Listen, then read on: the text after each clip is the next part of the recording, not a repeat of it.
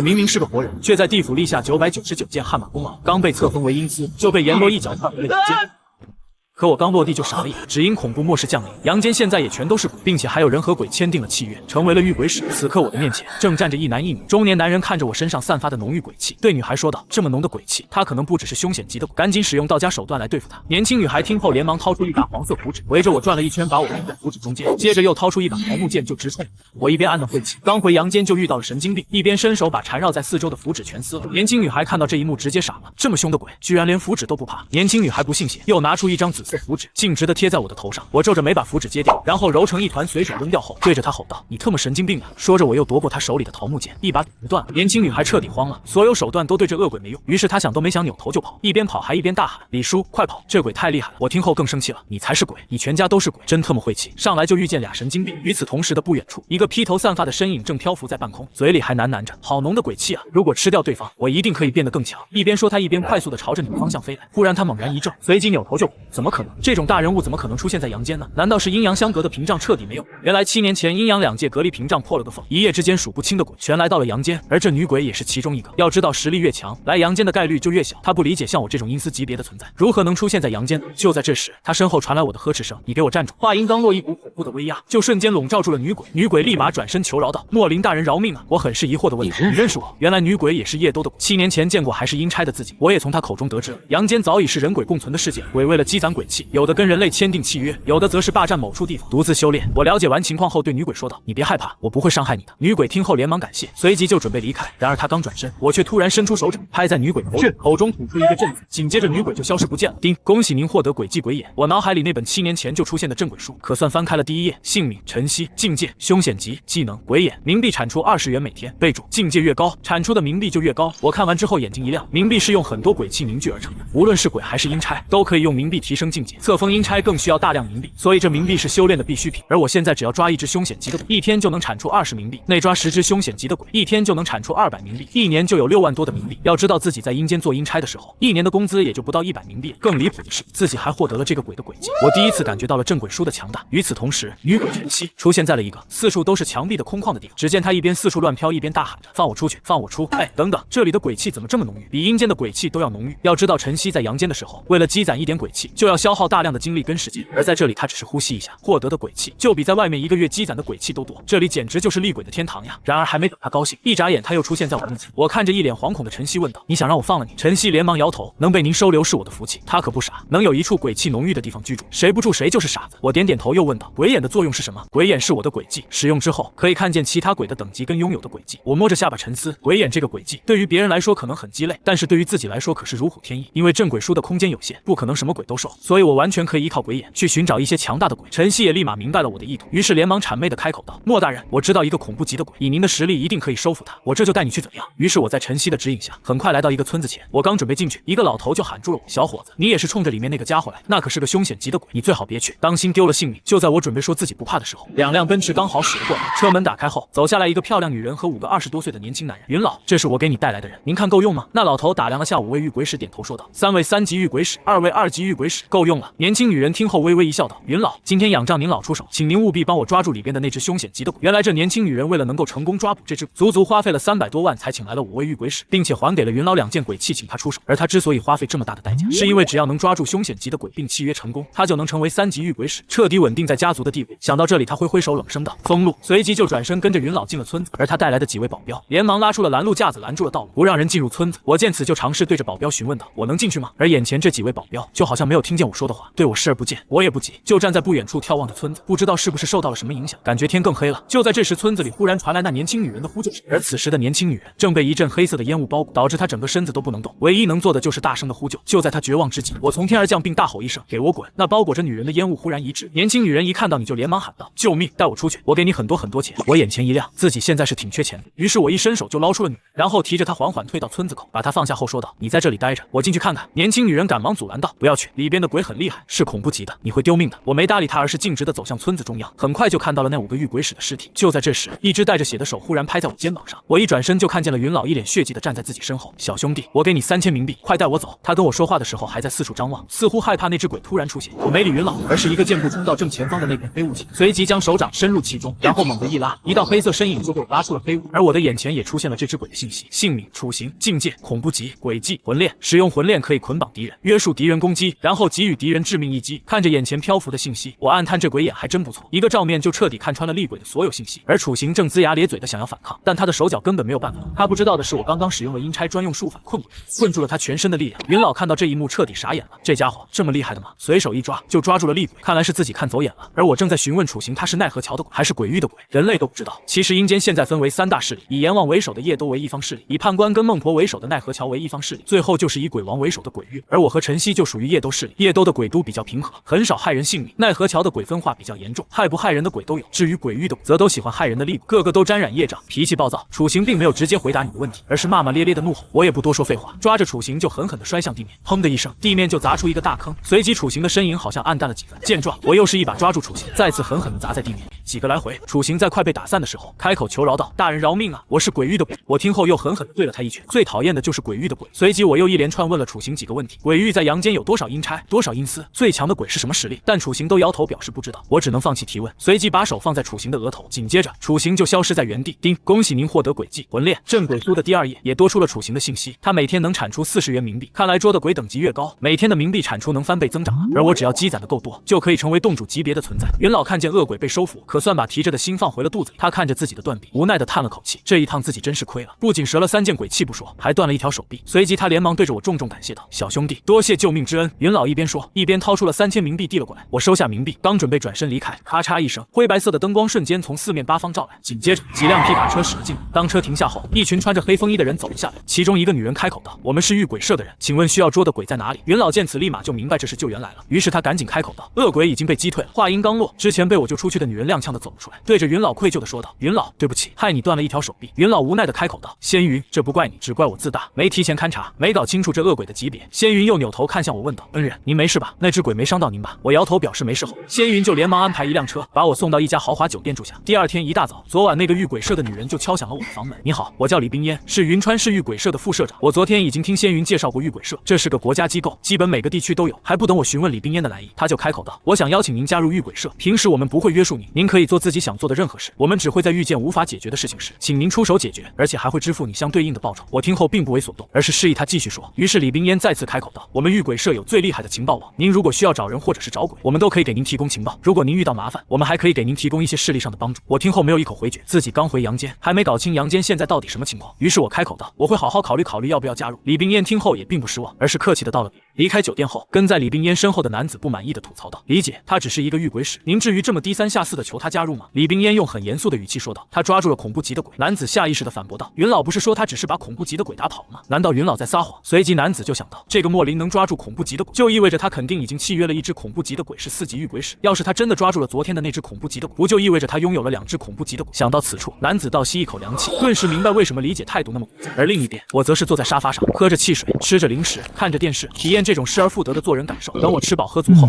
才掏出了阎王给我的金色卷轴，打开后，只见上面写着阎王的留言：鬼洞和奈何桥已经在阳间建立了属于自己的势力，而我夜都一脉在阳间毫无根基，你此去阳间务必小心。子上轻柔正在被鬼洞追杀，若是可以，你务必助他逃命。你摸着下巴沉思，看阎王的意思，这2大势力在阳间混的都很不错，只有夜都混的比较差。而卷轴里提到的子上轻柔是我的学姐，以前我当阴差时，她没少帮我，而且她在所有阴差中实力最强，所以阎王就消耗了很多冥币把她送来阳间发展势力。算算时间也有3年了，看来自己这位学姐并没有发展出什么势力，甚至还被鬼洞的鬼追杀。随即我就想到了李冰烟说的遇鬼社，借助他们的消息网，应该能找到学姐，而且背靠大树好乘凉，怎么算自己加入都不吃亏。于是我就拿出电话联系了李冰烟，表示自己愿意加入遇鬼社。我没想到的是，他和仙云来得很快，李冰烟给我带来了一部专用手机和1张证件，随即我们客套2句后，他就离开了。这时一旁的仙云才说明了来意：“莫大哥，您能帮我抓一只鬼吗？我不会让你白出手，我给你1件鬼器。”说着，仙云就拿出一个小铃铛，我看了眼就知道这是一件不错的鬼器，但对自己而言没啥用处。见我不说话，仙云再次补充道：“我可以再给您1000万现金，1套房子附加1辆劳斯莱斯。”他实在是太迫切的想要抓一只厉害的。他的弟弟妹妹如今都是遇鬼使，如果他不能成为遇鬼使，以后再欠家，他的话语权就会越来越少。我沉思片刻后说道：“你如果能帮我找到一个叫做子上轻柔的夜都阴差，我就答应帮你抓一只鬼。”我话音刚落，仙云就激动的回答道：“我刚好知道一位夜兜阴差，但不知道是不是您要找的那位。”我听后很是意外，没想到自己随口一问就有收获，于是我追问道：“你说的这位阴差在哪里？”仙云又忽然想到什么，脸色难看的说道：“那位阴差现在正在被拍卖。”下一秒他就忍不住后退了2步，只见我身上散发着可怕的威压，冷声问道：“在哪里拍卖？”仙云连忙颤声道：“在静祠堂拍卖。”很快我就从仙云口中了解到，这个静祠堂在之前也就是个破旧的牢，一直都没有什么消息。但7年前恐怖末世降临，鬼怪横行，人类沦为最下等的存在，而静祠堂则凭借符纸桃木剑柄抓了不少。于是在这7年里，静祠堂就逐渐成了颇有名气的道观。仙云说完后看了我一眼，才又小心翼翼地开口道：“静祠堂现在不仅有2位4级御鬼使坐镇，还有5位3级御鬼使，你就这样过去很危险。”我听后直接说道：“你尽管带我去，其余的事情你不用管了。等结束之后，我会帮你抓一只鬼。”仙云见劝阻不了，只能点头答应。然而我们刚来到酒店大厅，就遇到一个光头男拦路：“仙云姐，这是要去哪里啊？”仙云皱眉呵斥道：“别碍事，我有重要的事情要去做。”光头男不屑地嘲讽道：“重要的事情？难道您指的是昨天晚上害死了5位御鬼使的事，还是您把家族里仅有的几件鬼器都送出去的事？再或者是您身为代理家主不到1个月的时间，花费了将近1万冥币的事？老爷子现在很生气，要剥夺你代理家主的位置，并且要让你禁足半年。”仙云瞬间阴沉了脸，看来自己是被家族里的人针对。还不等仙云再说什么，光头男挥了挥手，随即他身后的2位壮汉就走上前，想要把倩云带走。见此，我很不耐烦地吼道：“赶紧滚开！”光头男上下打量了我几眼，很不屑地说道：“穿一身 coser 服，就真当自己是个人物了？我劝你还是不要多管闲事。”也不再废话，抬腿就是一脚，直接踹飞了光头男，随即头也不回地带着仙云离开了酒店。与此同时，静祠堂的拍卖会已经到了尾声，该卖的东西都卖完了，但阴差一直没拿出来，于是大家纷纷开始表示不满。就在这时，一位中年男子笑呵呵地捧着一个木质笼子走了出来：“别急，阴差，这不就拿出来了？”大家的目光都凝聚在木笼子上，只见笼子盖着黑色的布，上面写着密密麻麻的红色字体。中年男子缓缓掀开半边黑布，露出一个缩小版的黑色人影，说道：“这就是阴差，如果你们有人能跟他签订契约，至少能成为5级御鬼使，甚至是6级御鬼使。”所有人听后都迫不及待地跃跃欲试。然而当中年男子报出2万冥币的底价后，聒噪的人群顿时鸦雀无声了。过了好一会儿，也没有人喊价。忽然一个年轻人开口问道：“不能少一点吗？”中年男子摇了摇头：“不行，最少2万冥币，这阴差是别人寄售，我们静祠堂没有权利改价。”中年男子又环视一圈后说道：“有人出价吗？”就在大家以为没人会买时，一个穿着名牌衣服的年轻男子挥手高声喊道：“我买！”中年男子顿时笑开了花：“王兵少爷真是阔气。”王兵也笑着问道：“我可以验货吗？”中年男子点了点头：“当然可以。”说着就把笼子递了过去。王兵接过后，掀开黑布，仔细地看了看，里边确实是个阴差，只是这阴差被打得快丧魂了。但这无所谓，他只是想要让自己的契约鬼把这阴差吸收了，从而升级为凶险级的鬼，到时候他也就是3级御鬼使。而另一边，我们紧赶慢赶，总算到了静祠堂。仙云一边下车一边说道：“莫哥，咱们赶紧的，去晚了，阴差可能会被别人买走。”然而我下车后却停住了脚步，扭头看向一个年轻男子拎着的木笼子，因为我从那里感受到了阴差的气息。此时王兵也察觉到了自己的目光，警惕地开口道：“兄弟，你盯着我干什么？”我指着他手上的笼子询问道：“这里边的是阴差吧？”王兵听后赶紧后退一步，这人看着不好惹啊，于是他开口道：“这阴差是我花了2万冥币买，如果你想要给我2万冥币，我就把阴差卖给你。”我听后略微沉思，自己全身上下不超过4000冥币，于是我只能无奈地开口问道：“能不能用别的东西来交换？”王兵想都没想就拒绝，他就是猜到你拿不出2万冥币才提出这个要求。随即他身旁的中年男子也开口怒斥道：“赶紧闪开！”一旁的仙云赶忙提醒道：“这人是王家的保镖杨许，是一位3级御鬼使。”他话还没说完，砰的一声轻微的爆炸声忽然响起，只见我的红色官服上就飘出一缕黑色的烟雾。杨许见状猛地变了脸色，刚才自己使用诡计攻击这个男人，居然在对方的身上一点伤都没有留下。他们不知道的是，我的衣服可是一件阴器，就算是恐怖级的鬼也难以在上面留下一点痕迹。我抬起手轻喝道：“文炼！”话音刚落，一道锁链就径直地朝着杨许。杨许刚准备躲避，锁链就已经绑住了他的脖子，瞬间他身体就无法动弹。王兵见此立马开口道：“兄弟，别激动，鬼差的事情好商量。”我听后就收了魂链。杨许直接瘫跪在地。云川什么时候有这么一个狠人了？而我则看向王兵说道：“我不白要你的东西，你把鬼差给我，我给你同等价值的东西。”王兵自知不是我的对手，只能老实说道：“我买这个鬼差是想把我的契约鬼提升至凶险级，你也不可能给鬼升级吧？”王兵咬了咬牙，又说道：“算了算了，我把阴差送给您了，就当是做个朋友。”你没等他说完，直接打断道：“我可以帮你把契约鬼提升至凶险级。”王兵听后一脸的不相信，说道：“兄弟，你不用骗我，这鬼差我愿意送给你。”我也不废话，而是直接让王兵跟着自己来到不远处的一间阴暗的房子里，然后对着王兵呵斥道：“出来！”王兵惊疑不定的左右看看，这里好像只有自己一个人啊，这是在喊谁出来？我看着四处张望的王兵开口道：“你别动，我没有喊你，我在喊你身体中的那位。”王兵像看傻子一样看着我：“兄弟，你清醒一点，我的契约鬼你换不动的。”然而下一秒，王兵身体之中一道黑色的身影就缓缓飘出，王兵彻底懵逼了，真的换出来了。只见契约鬼颤抖的求饶道：“大人饶命，小人无意冒犯您，我魂弱，感应慢了些，这才耽误出来见您的时间。”我直接开口问道：“你是鬼域的鬼？”那只契约鬼颤巍巍的额回道：“小人曾经是夜兜的鬼，后来被鬼域的大鬼抓到了鬼域。”我看着快要溃散的鬼问道：“那你这伤是怎么弄的？”契约鬼无奈的说道：“大人，当年您在鬼域使出5藏藏鬼术，召唤出了一尊鬼王大杀四方，我就远远看了一眼，然后就被误伤了，还险些直接散魂。一旁的王斌听得云里雾里，他一个大活人怎么去的阴间？还有那五脏藏鬼术，听着咋那么瘆人呢？这契约鬼的话让你很是尴尬。当初自己的五脏藏鬼术并未修炼到大成，强行催用，为此自己也付出了不小的代价。而且自从那件事情之后，整个鬼域的人都知道了自己是天师传人。我叹了口气说道：“我现在就替你疗伤。”随即我就从镇鬼书中拿出10张面值是100元的冥币，然后将手按在契约鬼的头顶，下一秒冥币就全部化成冥气汇入契约鬼的身体中。契约鬼的身体也以肉眼可见的速度恢复。等契约鬼彻底恢复后，连不跌的向我道谢。我只是挥挥手，让他回到了王斌的身体中。在契约鬼回到王斌的身体中的瞬间，王斌就感受到了契约鬼的凶险级的力量，也就说他以后就是一位3级遇鬼使。于是他兴奋地说道：“莫哥，鬼刹这就给您。”说着，王斌就带着我准备找杨许拿鬼刹。然而我们刚出门，杨许就开着汽车径直地从我俩身旁擦肩而过。我和王斌都傻眼了，怎么就跑了？我有点生气，自己前脚帮王斌把契约鬼提升至凶险级，后脚杨许就带着阴差跑，这不是明晃晃的白嫖吗？王斌连忙慌张地解释道：“莫哥，是这家伙自作主张带着阴差跑，绝对不是我指使的。”说着他就连忙拿出手机给杨许打去了电话。你特么跑什么？那边的杨许咬着牙说道：“少爷，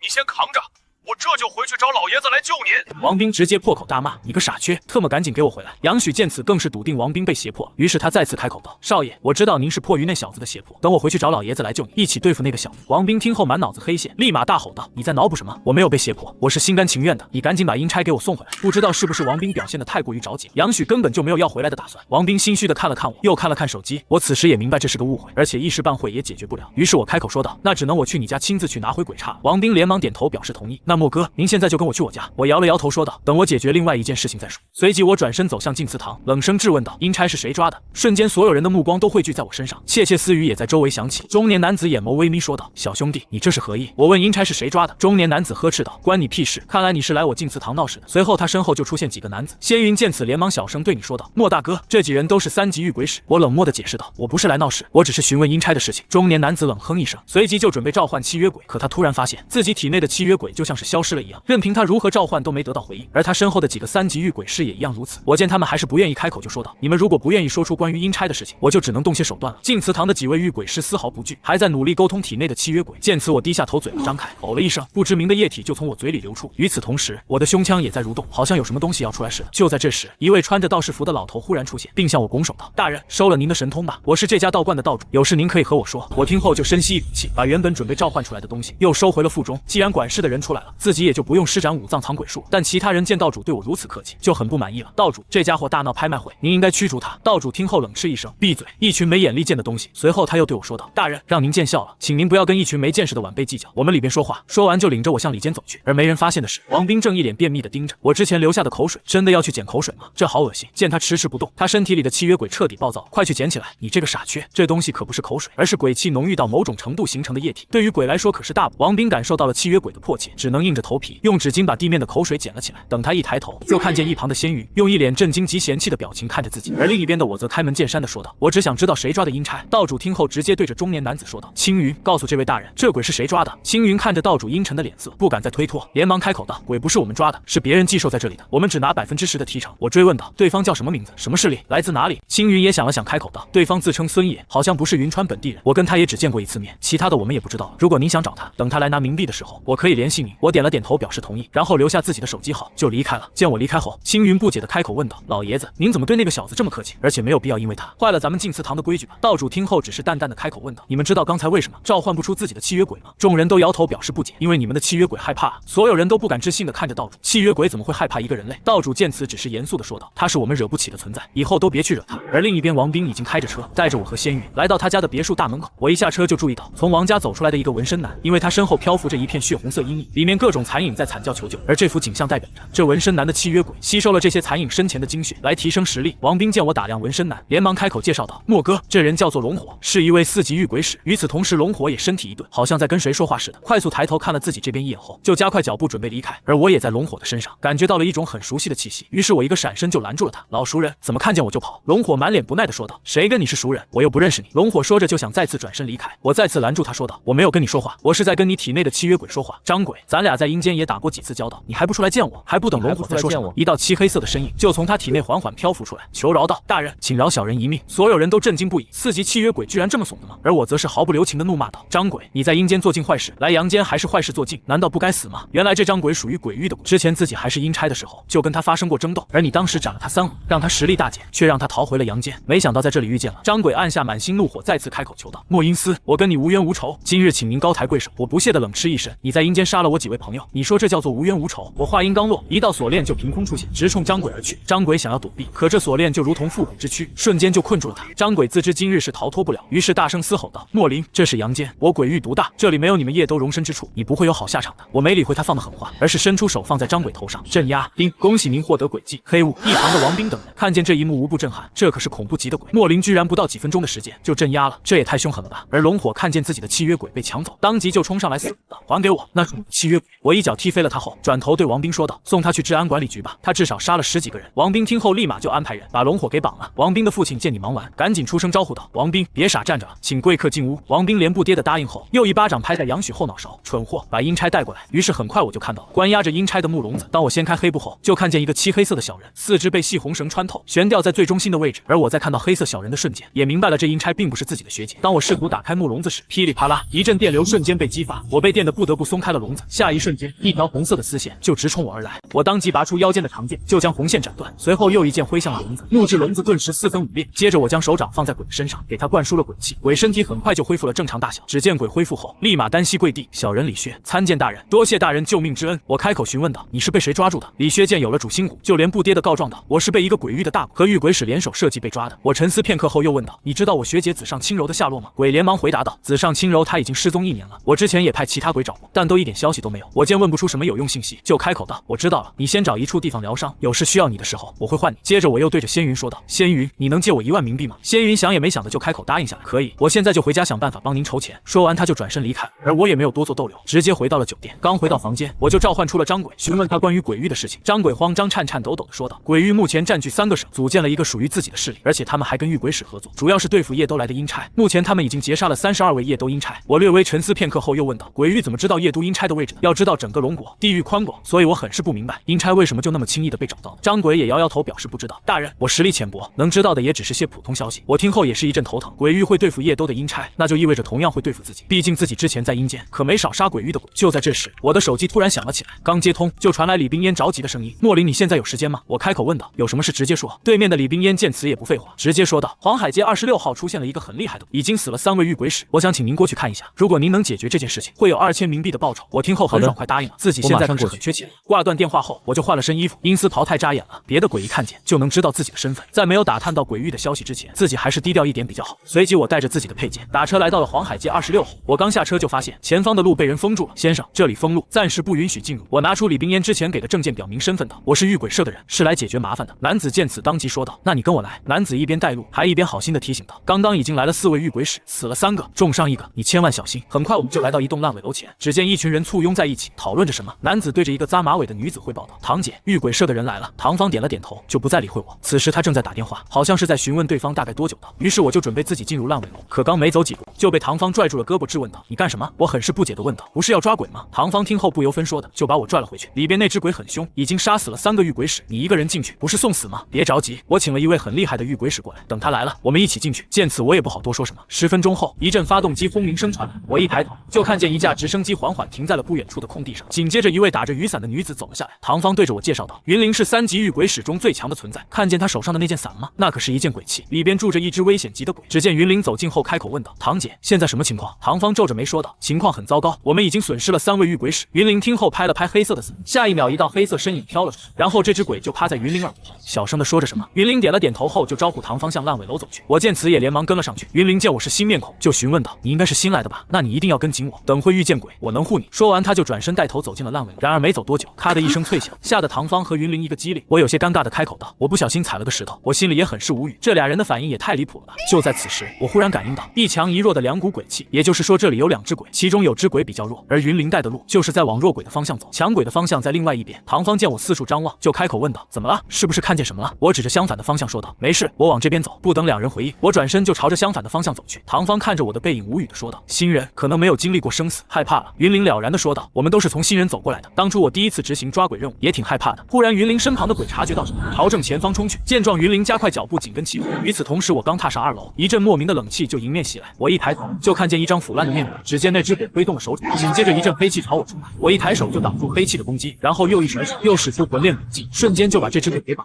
我摸着下巴，看着被困住的厉鬼，喃喃自语道：“是只凶险级的厉鬼啊！我之前答应仙鱼送他一只凶险级的鬼，这只就刚好合适。”于是我把手放在厉鬼上，施展了封鬼术，眨眼间这只鬼就凝聚成一团黑色的球体。被封印住的鬼惊呼一声：“你竟然会封鬼术！你是阴司大人！”随即他就开始求饶：“大人，饶命呀！我不是有意杀人，那几位遇鬼使要抓我，我杀他们只是自保。”我一边把黑色球体装兜里，一边说道：“放心，我不会伤害你。”随即我就直接离开了烂尾楼。而另一边，云林刚把那只危险级的鬼打散，正对唐方说：“这里应该还有另外一只凶险级的鬼，不然就凭一只危险级的鬼，根本不可能杀死3位遇鬼使。”然而2人在烂尾楼里转了很久，却一无所获，最后他们只能无奈放弃。与此同时的仙家，一个年轻男子正指着仙云怒吼：“你之前就已经败光了1万多的冥币，现在居然还想再要1万冥币，你是想把整个家都掏空吗？”仙云不甘心地反驳道：“我认识一位很厉害的朋友，他愿意抓一只凶险级的鬼给我，而我只要借给他1万冥币就好。”之前的那位年轻男子嗤笑道：“堂妹，你怕不是在做梦吧？你知道凶险级的鬼有多难抓吗？”仙云的三姨也附和道：“仙云，你可能被骗了，就算抓到了，想要签约也没有那么容易啊。”仙云看着本来支持自己的三姨也站出来反对，心顿时凉了半截。就在这时，仙云的爷爷忽然开口道：“让云儿拿1万冥币吧。”这话一出口，仙云的大伯立马开口反对道：“爸，仙云之前已经毁了好几件的鬼器，家里现在只剩下1万多的冥币，要是都给他了，家就真的要毁了。”仙云的堂哥也适时的说道：“他都败了2/3的家底，我觉得不仅不能再给他冥币，甚至要把他关起来以示警告。”就在这时，一个陌生的声音响起：“我看谁敢关他！”在所有人惊诧的目光中，我径直走到仙云的身前询问道：“是为帮我要1万冥币吵起来的吗？”还没等仙云回答，仙云的三姨就朝着我询问道：“你就是那个找仙云借1万元冥币的人？”我点了点头回道：“是我。”仙云的堂哥听后又嗤笑道：“仙云，我看你就是个蠢货，就凭这毛头小子还想抓一只凶险级的鬼。”仙云的三姨也开口说道：“仙云，你肯定被这小子骗了。”我没说话，只是挥了挥手，紧接着一道鬼影就凭空出现。欠家的老爷子顿时瞪大了双眼，这真的是一只凶险级的鬼。就在这时，仙云的三姨却怀疑的开口道：“这是凶险级的鬼吗？我怎么看着有点弱？”他话还没说完，脖子就被厉鬼掐住，我连忙呵斥道：“住手！”厉鬼这才退回到了我身边。一旁的仙云的堂哥吓得咽了咽口水，这只鬼也太凶悍了。而我则是扭头对着仙云说道：“这只鬼送你了，签订契约吧。”仙云又是欣喜又是忐忑的问道：“我需要付出什么代价？”要知道，在鬼眼里，人类就是下等动物，所以人类想要和鬼签订契约，就要满足鬼提出的条件。越是强大的鬼，需要付出的代价就越大。至于具体什么代价，就看鬼有什么要求。但我没让那只鬼说话，直接开口道：“不需要代价，直接签订契约就行了。”接着我又转头对鬼说：“把契约拿出来。”这只鬼听后，很是配合的拿出一张契约。只见这契约上只有签订契约4个字，没有其他任何条件。仙云看看我，又看看厉鬼，很是疑惑这只鬼怎么会如此的听话，但他还是毫不犹豫的将手指按在契约纸上。下一刻，这鬼就直接没入了仙云的身体中。见契约签订成功了，欠家老爷子开口宣布道：“我老了，以后这个家就交给仙云了。”老爷子宣布完后就离开了大厅。仙云再次开口道：“我想用1万冥币，谁还有意见？”所有人不敢再表示反对，纷纷同意道：“您现在是家主，您说的算。”等所有人离开后，仙云拿来1万冥币递了过来：“莫哥，谢谢你，这是1万冥币，答应送你的房子和车子，我也会尽快准备好。”我接过冥币后说道：“不用客气，之前答应好帮你抓鬼，我肯定不会食言，这钱我也会尽快还你的。还有房子的话，尽量帮我找一处阴气重的地方。”仙云点了点头，表示没问题。我想着自己不仅差仙云1万冥币，还差王斌1万冥币，于是又开口问道：“你知不知道有什么办法可以尽快的赚到冥币？”仙云思考片刻说道：“快速赚冥币的方式没有，但如果您有多余鬼气出售的话，就可以一下子赚足够多的冥币。原来在阳间鬼气极为珍惜，一件差一点的鬼气，随随便便就能卖出几千冥币，稍微好一点的鬼气就可以卖好几万冥币。因为一只鬼可能一辈子只炼制一件鬼气，而正常情况下也不会有鬼把自己的鬼气给炼。”我听后眼前一亮，在阴间的时候，阎王可是教过自己炼制鬼气的，所以只要冥币足够，自己就可以炼制很多鬼气。想到这里，我再次开口问道：“如果有鬼气，在哪里出售？”云川市中心的4方院，那里是遇鬼使互相交易的地方，只要是鬼气就不愁卖。我听后不再逗留，连忙回到酒店，开始准备炼制鬼气。只见我右手拿着10张面值100的冥币，左手不停地变换着手势，很快冥币就化成冥气，然后又凝聚成一柄小刀形状的虚影。随着时间的流逝，小刀的虚影逐渐凝实，我皱眉看着手中的小刀，这小刀最多是只能使用7次的低等鬼气，估计也就能卖个几千冥币，但利润也还行。于是接下来的一整晚，我足足耗费了7000多冥币，又炼制出了3件鬼气。天一亮，我就开着仙云送来的好车，来到了4方院的鬼气交易场。我随便来到一个摊位前，拿起一件铃铛鬼气看了看后说道：“这低级鬼气只能使用1次，有点破了。”摊位前的老板听后当即怒吼道：“你小子懂不懂货？这鬼气虽然只能使用1次，但也是极品，那这卖多少钱？”老板就像是看乡下佬一样说道：“ 3000冥币。我听后有点呆愣，就这破烂就能卖3000冥币？于是我试探性的询问道：“那可以使用6次的鬼气，大概是什么价格？”老板感觉自己像是遇见了智障，对着我怒斥道：“你小子怎么一点常识都没有吗？可以使用6次的鬼气，已经是宝物了。那种罕见的物品怎么可能出现在市场上？原来鬼气可以使用的次数越多，其价值也就越高。而四方院里出售的最有价值的鬼气，最多也是只能使用3次的鬼气。经过跟老板的对话，我总算是明白了，自己炼制的可以使用7次的鬼气，应该可以卖出一个不错的价钱。于是我拿出一柄短剑递给老板，问道：“你看这件鬼气能卖出多少钱？”老板震惊的看着我手里的短剑：“你这件鬼气居然可以使用7次？”我直接询问道：“这鬼气你收吗？”小兄弟，你太看得起我了，这玩意我收不起，不过我可以帮你吆喝一声，绝对有人买。见我点头答应后，老板当即高声喊道：“一件全新的鬼气可使用7次，有人买吗？”这话音刚落，不到10几秒的时间，我就被一群人围在其中。这件鬼气真的能使用7次？你不会是骗人的吧？我都没有听说过有鬼气可以使用7次的。老板把短剑递给了我，说道：“小兄弟，人我帮你喊来了，你自己看着办吧。”我点了点头，拿着短剑展示道：“这件低级鬼气确实可以使用7次。”就在这时，忽然有人打断道：“你小子管这种极品鬼气叫做低级鬼气？这应该是极品鬼气。”我很是无语的问道：“这种有次数限制的是极品鬼气，那可以永久使用的鬼气属于什么级别？”听见这句话的所有人都是倒吸一口凉气。永久使用的鬼气谁见过？那玩意儿绝对属于无价之宝了。我看七嘴八舌的人群，顿时明白了这群人好像对可以永久使用的鬼气没有概念。于是我把话题拉了回来：“那这件鬼气价值多少冥币？这种极品看你心意了，应该可以卖2万至3万冥币吧？”我听后惊喜不已，没想到这种低级的鬼气售价这么高。于是我大声询问道：“这件鬼气有人买吗？”然而却没有人回应，并不是他们不想买，而是他们穷啊！就在我以为可能没人买的时候，一个穿着旗袍的女子走过来说道：“这鬼气你要多少钱？”我看着颇有气场的女子说道：“3万2千冥币。”旗袍女子红颜勋直接爽快的答应了。我第一反应就是价格喊低了，我猜到眼前这妹子有钱，没想到这么有钱，3万2千冥币居然都不还价。就在这时，一个蓝头发男子插话道：“我也想买这件鬼气。”红颜勋见此皱眉道：“赵小强，你这是什么意思？”“没有什么特别的意思，我只是也想买这件鬼气，而且这种极品鬼气谁不想要？”红颜勋顿时生气的说道：“我都谈好价钱了。”赵小强直接打断道：“可是你没有给钱，那就是没有达成交易，我出3万5千冥币。”红颜勋当即就默不作声了，他很清楚赵小强的家底自己比不了，于是他很果断的放弃，刚准备就此离开，我却上前拦住了他：“美女，别急着走啊，我这个人讲信誉，答应把鬼气卖给你就不会食言，你给我3万2千冥币，这件鬼气就是你的了。”我说着就把短剑递给了红颜勋。红颜勋有点猝不及防，没想到世界上还有人品这么高尚的人，于是他立马拿出3万2千冥币递给了我。赵小强见交易达成后面露失望，就准备离开去其他地方看看，而我却喊住了他：“这位兄弟，这就要走了？你的鬼气都卖了。”我当然要走了，我笑着说道：“别急啊，我这里还有另外一件鬼气，你要不要看看？”在场的所有人再次惊呆了，还有极品鬼气，这家伙底蕴真雄厚。赵小强看我腰间的长剑问道：“你准备把这件鬼气卖给我？”我连忙摆手说道：“不是这件，是这件剪刀。”说着我就又拿出一把剪刀型的鬼气。赵小强打量着眼前的剪刀，笑着说道：“这件鬼气是极品鬼气吗？”“我只要极品鬼气。”我笑着保证道。“当然，这件鬼气跟之前出售的那件鬼气一样，也可以使用7次。”赵小强有点怀疑，但在他拿到这把剪刀的瞬间，所有的怀疑都烟消云散，真的是可以使用7次的极品鬼气。随即他开口问道：“那这件鬼气多少冥币？”“也是3万2千冥币。”赵小强听后也很是爽快的给我了3万2千冥币，而一旁的红颜勋就黑了脸，他本以为遇见了人品高尚的人，原来是怕自己这个顾客跑了，随即他就要转身离开，没想到却再次被我叫住：“美女，你还要极品鬼气吗？我这儿还有。”红颜勋震惊的看我又拿出的球形鬼气，这家伙到底是哪来的这么多极品鬼气？但他已经没冥币了，于是他摇摇头表示不需要。我有些遗憾，然后又期待的看向了一旁的赵小强，问道：“这件鬼气你要吗？”赵小强犹豫了一下，还是婉拒了。不是他不想要，而是他的冥币也不够了。见此，我只好再次对着周围的人询问有没有人要的，但等了半晌也没人回应，看来今天是卖不掉了。于是我收起鬼气，悠哉悠哉的来到了四方院卖鬼的地方，然后使出了鬼眼技能来鉴别诡异。很快我就被角落的一只日常鬼吸引住了。禁语、血、境界、日常级技能无惧，使用技能之后可以让鬼无惧太阳。我震惊的看着眼前的信息，这个鬼技也太离谱了吧！要知道鬼可是特别惧怕太阳，一般的小鬼都不会在白天出现，哪怕比较厉害的鬼也只能在有物体遮挡下的地方出现。就在这时，一个女孩问道：“先生，您要买我的鬼吗？”还没等你说话，旁边摊位的老板就说道：“他这只是一只日常鬼，什么用都没有，您要不要看看我的鬼？”听见男老板的话，女孩无奈的低下了头，她也清楚自己这只是一只日常鬼，并没有什么价值。我没理会男老板，而是对着女孩说道：“这只鬼我要了。”女孩怀疑自己是不是听错了，直愣愣的看着我，而我则直接拿出1000冥币递了过去，问道：“1000冥币够吗？”女孩激动的说道：“够了，够了，谢谢你。”银货2清后，随即我朝着这只鬼抬起了手，顿时这只鬼就被自己收了。接下来我就开车来到了仙云给我准备的豪华别墅，刚进屋就迫不及待放出了刚买的日常鬼，然后将手放在鬼的头顶，发动了镇鬼术，镇压了这只鬼。叮，恭喜您获得鬼技无惧，有了这个鬼技，自己就可以在随时召唤鬼出来了。就在此时，阴差李薛忽然出现在你的房间中。阴司大人，您唤我。我点了点头说道：“过来，我现在给你疗伤。”大人，我的伤过段时间就好了，您不用花费冥币给我治疗。我没说废话，而是直接拿出1万冥币，将其化成冥气，然后引导着冥气进入了李薛的身体中。很快，李薛的伤就彻底痊愈。多谢阴司大人搭救。我摆了摆手道：“不用客气，你这几天待在这里，我可能会有事情安排你去做。”李薛连忙恭敬道：“任凭差遣。”然后就离开了房间。也就在此时，你的手机忽然响了，电话接通，里面传来一个轻云的声音：“莫兄弟，前段时间来静祠堂售卖阴差的那些人，1个星期后会过来，你如果想找他们，尽量提前做点准备。”我听后当即打起了精神，抓阴差的人人终于要出现了，那自己是要好好准备一下。我倒要看看是谁胆子这么大，居然连叶豆的阴差都敢抓。挂断电话后，手机再次响起，是李冰烟又打来了电话。一接通就听见李冰烟说道：“明天请您来一趟御鬼社总部，我有点事情需要麻烦你。”我很是爽快的答应了，估计是要给自己安排抓鬼的任务，看来是需要提升下自己的实力了。于是我把陈曦唤了出来。大人，您唤我有何吩咐？我笑着说道：“给你提升实力。”随即我就拿出了2万冥币，轰的一声，冥币瞬间被点燃，紧接着缕缕冥气缓缓涌入了陈曦体内。陈曦发出一阵让人惊悚的尖叫，只见他眼眶逐渐的放大，身体的颜色也逐渐加深，仿若实体一样。陈曦感觉到自己已经晋级到噩梦级，于是他立马拱手感激道：“多谢大人栽培。”我思考片刻后说道：“以后你就不用一直待在镇魂书中，跟在我身后，听我差遣就行。”陈曦激动的答应下来，这表明自己的身份被提高了，不是镇鬼书其他鬼可以比。接着我又召唤出了楚行，随后再次拿出2万元冥币，重复刚才步骤。楚行的身体也逐渐加深，楚行也激动的握了握拳，自己这就晋升到噩梦级了。随即他也拱手感激道：“多谢大人栽培。”我淡淡的嗯了一声后说道：“以后你也跟在我身边，听凭我差遣。”第二天我如约来到了御鬼社，李冰烟看见我就拿出一张名片递了过来，这是你在御鬼社的身份名片，有了这张名片，不管遇到任何事情，你都可以找御鬼社帮忙。我点头收下名片问道：“找我来还有别的事情吗？”李冰烟不好意思的开口道：“那个极品鬼器你还有吗？”原来我昨天在四方院出售极品鬼器的事已经在御鬼师的圈子里传开了。我很是爽快的拿出一把小刀鬼器递给了李冰烟说道：“虽然咱俩认识，但该给的冥币还是要给。”李冰烟感受到这件鬼器的厉害，笑着拿出1沓冥币递给我说道：“我给你35000冥币买你的鬼器。”我接过冥币后说道：“你如果有朋友想要买极品鬼器，也可以找我。”李冰烟眉头轻挑，难道这家伙手里还有这种极品鬼器？就在此时，一个西装男忽然走进了房间，李冰烟见状就对我说道：“没别的事情了，你可以先走了。”然而我刚准备离开，就被西装男拦住了：“小兄弟，别着急走，我想问问你手里还有鬼器吗？”李冰烟眉头微皱，开口说道：“楚寒林，他是我朋友，我又没有找小兄弟的麻烦，只是问问他还有没有鬼器。”楚寒林直接打断他的话，随即扭头眼神贪婪的看向我。我再次拿出了一件银针形状的鬼器。楚寒林看见我真的拿出一件极品鬼器，直接从我手中夺了过去，打量片刻后连连夸赞：“这可真是好东西啊！”随即他就把鬼器收了起来。我提醒道：“32000冥币。”楚寒林笑着说了句：“知道了。”就准备转身离开，我直接抬手拦住了对方，再次提醒道：“32000元冥币。”楚寒林见我不识趣，直接收敛了笑容说道：“小兄弟，这件鬼器就送给我，以后我帮你在御鬼社提升一下地位。”我直接拒绝道：“不行，要么给我32000元冥币，要么把鬼器还给我。”楚寒林眉头微皱：“莫林，咱们都是御鬼社的人，以后都是同事，你送我一件鬼器都不行吗？”见我还是摇头拒绝，楚寒林准备来硬的：“小兄弟，你是油盐不进，非要跟我闹僵。”话音落下，楚寒林就召唤出了他的契约鬼，随即这只鬼就直直的锁定了我的气息。鬼器送给我，就当我跟你交个朋友。他话还没说完，一只红影忽然出现，直接扇飞了这只恐怖极的鬼，整栋楼都猛然一颤。谁敢欺负我家大人？陈曦嘶吼一声，恐怖的威压蔓延了整栋大楼。李冰烟心脏猛然一缩，这是噩梦级的鬼。他看了看楚寒林，冷哼一声，就向后倒退，并没有要多管闲事的意思。陈曦又一把抓住了楚寒林，而楚寒林完全反抗不了，差距实在是太大了。很快，御鬼社的其他人纷纷都涌了进来。然而，当他们看清是一只噩梦级的鬼时，都六神无主了。还不等这群人反应过来，下一瞬，漫天黑气席卷了在场所有人，紧接着他们的身体都猛然僵硬。只见他们的脖子上都被一条铁链给捆绑住。循着铁链的方向看去，居然又是一只噩梦级的鬼。原来是楚行出手了，而楚行出手的一瞬间，就挟持住在场所有人的性命。一直平静的李冰烟也是头皮发麻。要知道，一只噩梦级的鬼可以屠一场，而我却拥有2只噩梦级的鬼，至少整个云川是无人能敌的。而楚寒林整个人都傻了，这特么的什么情况？噩梦级的鬼什么时候跟大白菜一样了？就在这时，陈曦出声道：“大人，要把这里所有人都杀了吗？”话音刚落，在场众人都倒吸一口凉气。这噩梦级的鬼这么血腥的吗？楚寒林心里咯噔一下，他可不想死啊。于是他连忙道歉：“兄弟，对不起，我给你冥币，我花钱买这件鬼器。”我听后挥了挥手道：“放下他。”陈曦立马松开手，楚寒林狠狠地摔在地面，但他也顾不上自己有没有受伤，立马拿出32000元冥币递了过来：“兄弟，刚才是我冒犯您了，实在是抱歉。”态度要多恭敬就有多恭敬。陈曦见此准备退到我身后，但却不小心触碰到我的头发，他当即一个激灵，跪了下来：“大人，对不起，我无意冒犯你。”周围众人都傻眼了，噩梦级的鬼都这么卑微的吗？这人到底用了什么手段？李冰烟咽了咽口水，这莫林到底是怎么把噩梦级的鬼调教成这样的？我没理会众人的反应，而是淡淡的开口道：“没事，散了吧。”陈曦听后松了口气，随后跟楚行同时消失了。楚寒林见此连忙编了个借口道：“莫先生，刚才是我冒犯您了，我老婆生病了，我要去照看她，没什么事情我就先走了。”说完就直接慌张的逃走了。李冰烟也对着众人呵斥道：“该干什么都干什么去。”见众人都走了后，李冰烟才开口问道：“刚才那2只鬼是您的全部实力吗？”我漫不经心的说道：“并不是，这2只鬼只是我实力的冰山一角。”李冰烟听后惊得闭不上嘴，这还只是冰山一角？难道莫林还有比噩梦级更厉害的鬼？还好自己拉他加入了御鬼社，和自己不是敌对关系。随后李冰烟又小心翼翼的问道：“那您还愿意去做抓鬼的小任务吗？”我笑着开口道：“当然，抓鬼的任务尽管安排我去做就是了，任不任务的对自己不重要，重要的是抓鬼，抓一些拥有特殊轨迹的鬼才重要。”李冰烟听后拿出手机道：“那我拉你进云川御鬼使群，群里不定时会安排任务，您如果看着合适就可以接。”我一进群就看见一条消息：西郊3级御鬼使云林遇见危险，有谁距离西郊比较近，请立即前去帮忙。我摸着下巴思考着，现在是白天啊，怎么还遇见危险了？李冰烟见我也在看群消息，就试探的问道：“莫先生，您亲自去一趟？”我点了点头，很是爽快的答应。而我刚准备离开，就想到让御鬼社帮自己打探消息的事，于是我又转身问道：“你帮我查一个叫做子上轻柔的鬼的下落。”李冰烟诧异的说道：“子上轻柔那个个鬼，不是消散了吗？这句话就像是一阵惊雷，狠狠地击中了我。什么消散？怎么会消散？我冲上前激动地询问道。李冰烟被我这突如其来的举动吓得一激灵，他连忙说道：“他1年前曾经来我们玉鬼社寻求帮助，但玉鬼社上边的领导没有达成一致，就拒绝了。再后来就没有听过他的消息了。我猜测他应该是死了。”我连忙追问道：“他怎么会找玉鬼社？遇见什么麻烦了？”李冰烟硬着头皮解释道：“这其中牵扯就比较广了。我也只是知道一点，他好像被鬼域的那些鬼逼得走投无路，想要寻求玉鬼社的庇护。我听到鬼域这个词就恨得咬牙切齿，在阴间夜斗鬼跟鬼域的鬼就是死敌，现在来阳间了，鬼域的鬼还是阴魂不散，这群鬼真特么的有病，就不能自己玩自己的，非要找夜斗鬼的麻烦。自己现在还不是君主级别的实力，不然就直接去灭了这群狗东西。”李冰烟则有点不知所措的看着生气的我。就在这时，我又开口问道：“你能确定紫上轻柔消散了吗？”李冰烟紧张的说道：“不确定，我只是猜测他消散了，我这就去帮你查一下关于紫上轻柔的消息，一有消息我就通知你。”我点了点头说道：“你查到关于紫上轻柔消息后，打电话跟我说就行。”随后我就离开了这，然后开着车来到了西郊云林所在的学校。当我走进学校，远远就看见一群人正围着云林，我还隐约听见云林咬牙切齿的声音：“我抓的鬼凭什么给你们？”一个肥胖的男人厚颜无耻的回道：“我们早就看中这只鬼了，只是你动作快，先我们一步把这只鬼抓住了，我们盯上的猎物你应该还给我们。”云林眉头微皱，看来今天是不能善了了。随即他目光四处张望，刚刚自己在群里发了求救消息，应该会有人来的吧。当他看到我后，脸上露出了欣喜的表情。我无视了其他人，径直走向云林，直接开口问道：“这些人怎么回事？”这些人是紫龙会的人，我昨天抓了一只鬼，他们想抢我抓的鬼。我有些茫然的问道：“紫龙会是什么组织？”紫龙会跟我们玉鬼社一样，同属于官方组织，只是紫龙会主要处理一下杂事。云林解释完后，又朝着我身后望了望，问道：“其他人呢？”我不紧不慢的回答道：“没有其他人，就我一个。”云林顿时有点慌了，就来了莫林一个，那跟没来有什么区别？胖虎见此笑出猪叫声：“云林，你喊他过来是挨打的吗？”云林咬着牙冷哼一声，然后转身对着我使眼色，示意让我跑。我没理会云林，而是看向了对面的人，只有3个2级玉鬼使，4个1级玉鬼使。于是我很是疑惑的看向云林，询问道：“你是3级玉鬼使，怎么会惧怕他们这些人？”还不等云林说话，对面的胖虎就洋洋得意的指着天上的太阳说道：“他是3级玉鬼使，怎么了？他就算是再厉害，也不可能在太阳下把鬼召唤出来。”云林眼神冒火，如果不是因为鬼无法在太阳下出现，他早就把契约鬼召唤出来教训胖虎这群人了。我恍然大悟的点了点头，对着云林说道：“这里交给我。”胖虎不屑的笑道：“你小子准备一个人拦我们一群人？”而我只是一挥手，轻喃道：“诡计魂链！”瞬间一道铁链凭空出现，狠狠的抽打着胖虎身上，杀猪般的惨叫声在广场中。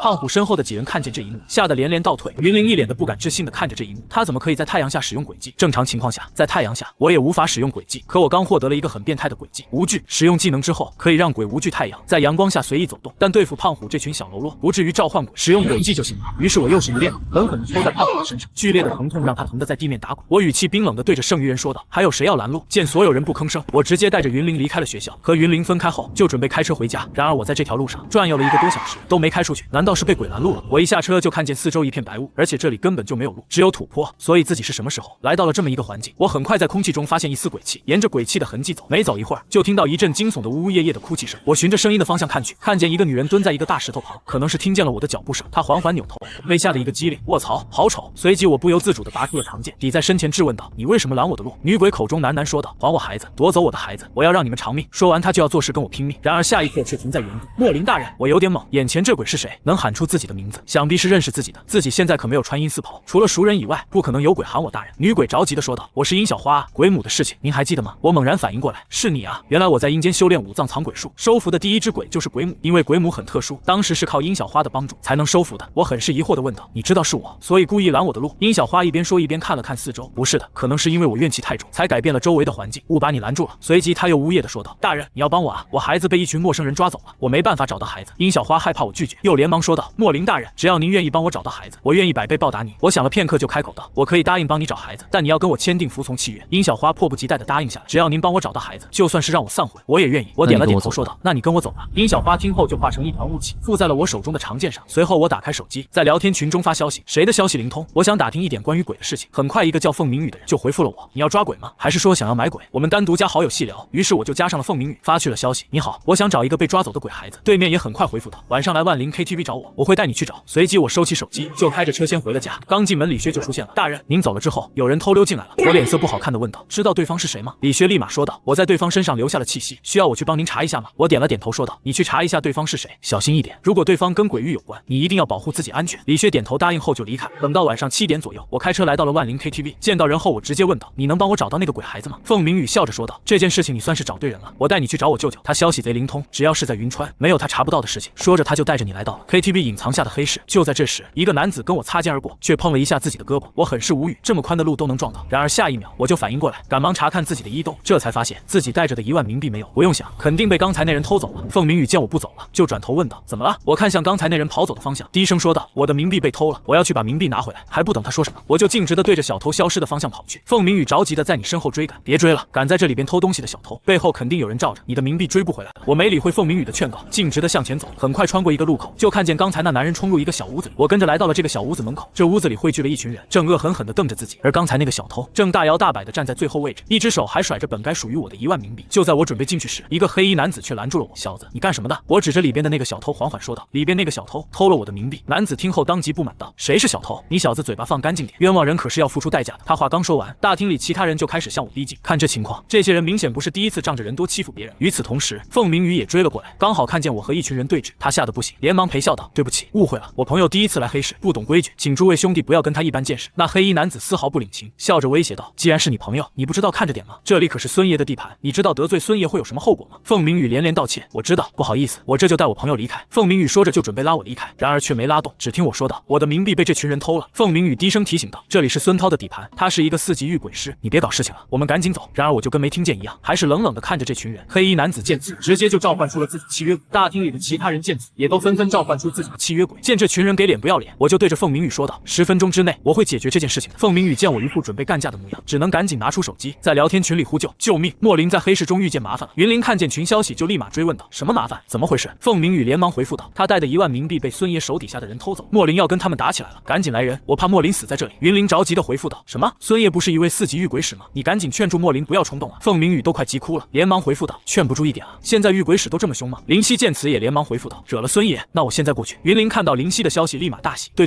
林夕你跟孙爷认识，你赶紧过去说点好话。”凤鸣宇也赶紧回复道：“赶紧来吧，如果来晚了，可能就要给莫林收尸了。”与此同时，那群人的契约鬼已经朝着我扑咬过来。凤鸣宇看见这一幕，咬着牙准备强行救我离开。忽然一阵凄惨的鬼叫声呼地响起，紧接着就是此起彼伏的鬼叫声。凤鸣宇很惊讶地看着我周围那些鬼，居然跟遇见天敌一样快速地逃跑。凤鸣宇揉了揉眼睛，这才确定自己没有看错，这群鬼确实是在害怕。他甚至看见有3只鬼在一瞬间被拦腰斩断，消失在半空中。只见我右手持剑，一剑一鬼，整个动作行云流水。于是，在不到10几秒的时间里，20多只契约鬼就死了一大半。凤鸣宇看着我手中那柄长剑，喃喃自语：“这是什么鬼气，这么厉害？”就在这时，我的背后忽然出现一个男子，拿着一件螺旋形状的鬼气朝着我刺来。就在凤鸣宇以为我要受伤时，却见我反手挥动长剑，扑哧一声，那男子拿着鬼气的手臂瞬间被斩断。处理完所有契约鬼后，还有一只漂浮在空中。这只鬼的诡计很有意思，我想要收服才没有斩杀，而这只契约鬼也发现情况不对，想回到自己的宿主身上。然而我只是抬手便镇压了这只契约鬼，把它收入了镇鬼书中。叮，恭喜您获得鬼技瞬间移动，使用之后可瞬间出现在目光能看见的最远地方。与此同时，一位男子就感觉到自己跟契约鬼断了联系，于是就对着我嘶吼道：“你凭什么夺走我的契约鬼？把契约鬼还给我！”我一脚踹飞了对方，然后对着其他人说道：“还有谁不服？可以站出来！”现场一片寂静，所有人都不吱声。凤鸣宇感觉自己人都骂了，这么离谱的吗？他想到了很多种后果，唯独没有想到他一个人竟然弄死了20多只契约鬼。而我此时已经走进了屋子，躲在角落的小偷吓得脸色煞白，再也没有刚才的嚣张样子。“对不起，大哥，饶了我！”小偷一边说一边把1万冥币乖乖的递了过来。而凤鸣宇则有点不知所措：“你一个人把孙爷的地盘给砸了？”不用说，孙爷肯定在赶来的路上。果然不一会儿，就见一个中年男子出现在大门口，他看着大厅里一片狼藉的样子，冷声朝我质问道：“小子，你这是什么意思？”我淡淡的说道：“你的人偷了我的冥币，我小小的惩戒了他们一下。”孙涛冷哼一声：“你不觉得自己做的很过分吗？”他话音刚落，我就把长剑搭在孙涛的肩膀上，然后笑着说道：“我不觉得自己做的很过分。”随即就冷了脸：“我现在心情不是很好，你最好别惹我。”孙涛抬手就准备把搭在自己肩膀上的剑折断，然而在他手触碰到利剑的那一刻，他体内的契约鬼传出害怕的情绪：“别惹他，你会死，千万不要惹他。”要知道自己这可是恐怖级的契约鬼，此时却产生了害怕的情绪。凤鸣宇紧张的咽口水，莫林真是凶，谁都不怕，面对4级遇鬼使丝毫不怂，甚至还挑衅。就在凤鸣宇以为你俩会打起来时，孙涛却讨好的笑道：“你做的不过分，是他们错了。”我收起了长剑，冷冷的说道：“管好你的人，如果有下次，我不介意连你一起教训。”孙涛再次说道：“我知道了。”这态度丝毫看不出来有一点点的生气。一旁的小弟看不下去了，上前提醒道：“孙爷，这小子砸了我们的地盘，甚至夺走了兄弟们的契约鬼，就这么算了吗？”孙涛直接一巴掌扇飞了这些。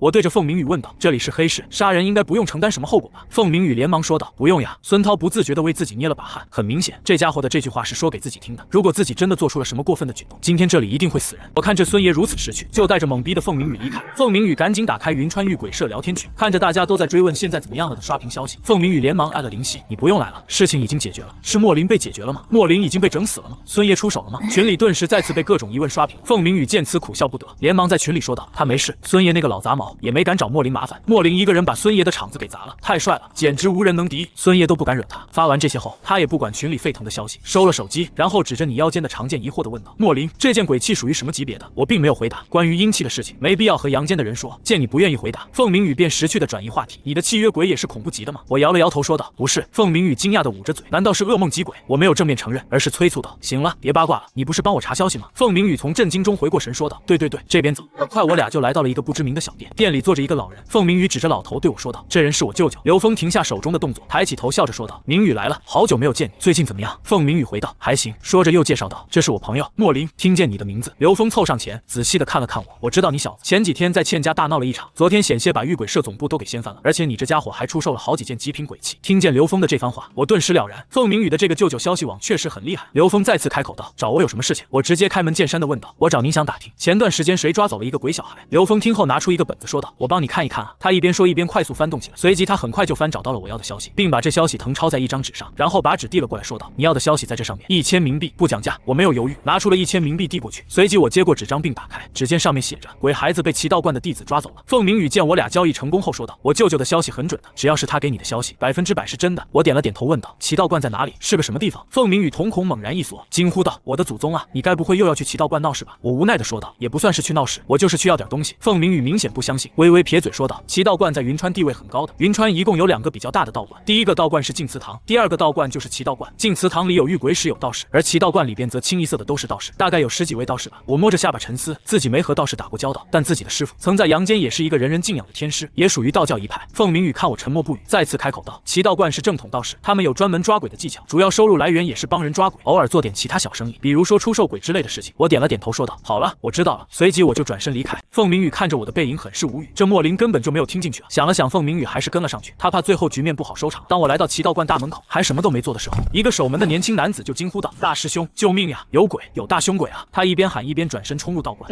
我站在原地疑惑的四周看了看，这里并没有鬼，只有自己一个人啊。他说的鬼难道指的是自己？我很是纳闷，自己之前刚回到阳间的时候就被人误会是鬼，现在又被人误会是鬼，这是为啥？就在这时，刚刚那名年轻男子已经带着一个胖师兄走了过来。胖师兄一边走一边呵斥着：瞧你这没见过世面的样子，怕什么？我们是道士，是抓鬼的，你居然被鬼吓成这样，传出去丢不丢脸？胖师兄冷哼一声，刚准备踏出门，下一瞬间也惊呼着：我操，有鬼！胖师兄吓得向后倒退，然后对着一旁的男子吼道：赶紧关门，别让鬼闯进来了。男子喃喃回答道：师兄，关门好像没用吧？原来齐道观所有弟子都会一种叫做观气术的基本入门功夫，他们看鬼都是通过观气术来判断鬼的强弱。胖师兄刚刚使用观气术，那股凶悍的鬼气压得他喘不过气。就在这时，我抬手缓缓敲了敲门，询问道：有人吗？胖师兄吐槽道：这鬼还挺有礼貌，但他还是吓得直打冷战。第一次遇见胆子这么大的鬼，居然来敲道观的门，这跟老鼠去猫巢有啥区别？于是胖师兄对着身旁的男子吼道：赶紧去把大师兄喊来。而大师兄此时正在屋子里休息，听说有鬼闯入道观，直接起身来到了前院。你们干什么？被一只鬼吓成这样，成何体统？把门打开。胖师兄低声提醒道：大师兄，真的是一只很凶的鬼。万玉一身正气的吼道：赶紧开门，道士怕鬼。这件事情传出去，还不让人笑掉大牙？胖师兄见此只能硬着头皮开门。而当我走进院子的那一刻，万玉等人不约而同的同时向后倒退。这还真的是一只很凶的鬼，鬼气冲天的。万玉甚至感觉这还是对方在收敛鬼气的情况下造成的影响，如果对方不收敛鬼气，恐怕眼前的景象会更骇人。而此时的万玉已经没有了抓鬼的念头，因为他不仅看见了滔天的鬼气，还看见了对方肚子里居然还寄养着5只鬼。于是他赶忙收回目光，然后硬着头皮朝我询问道：你来我齐道观干什么？我开口道：你们前几天是不是抓了一个鬼小孩？万玉点了点头承认道：对，那个鬼小孩的母亲很着急，可以把鬼小孩还给我吗？我可以给你们冥币。万玉听后脸色铁青，眼前这只鬼居然明目张胆的找他要，这太不把齐道观放在眼里，把他们这些道士当什么了？而我则有点不明白，自己只是简单的一句话，这些道士的表情为什么跟吃了狗屎一样难看？我又不是白要鬼小孩，自己愿意给冥币还不行吗？于是我再次开口道：能不能给？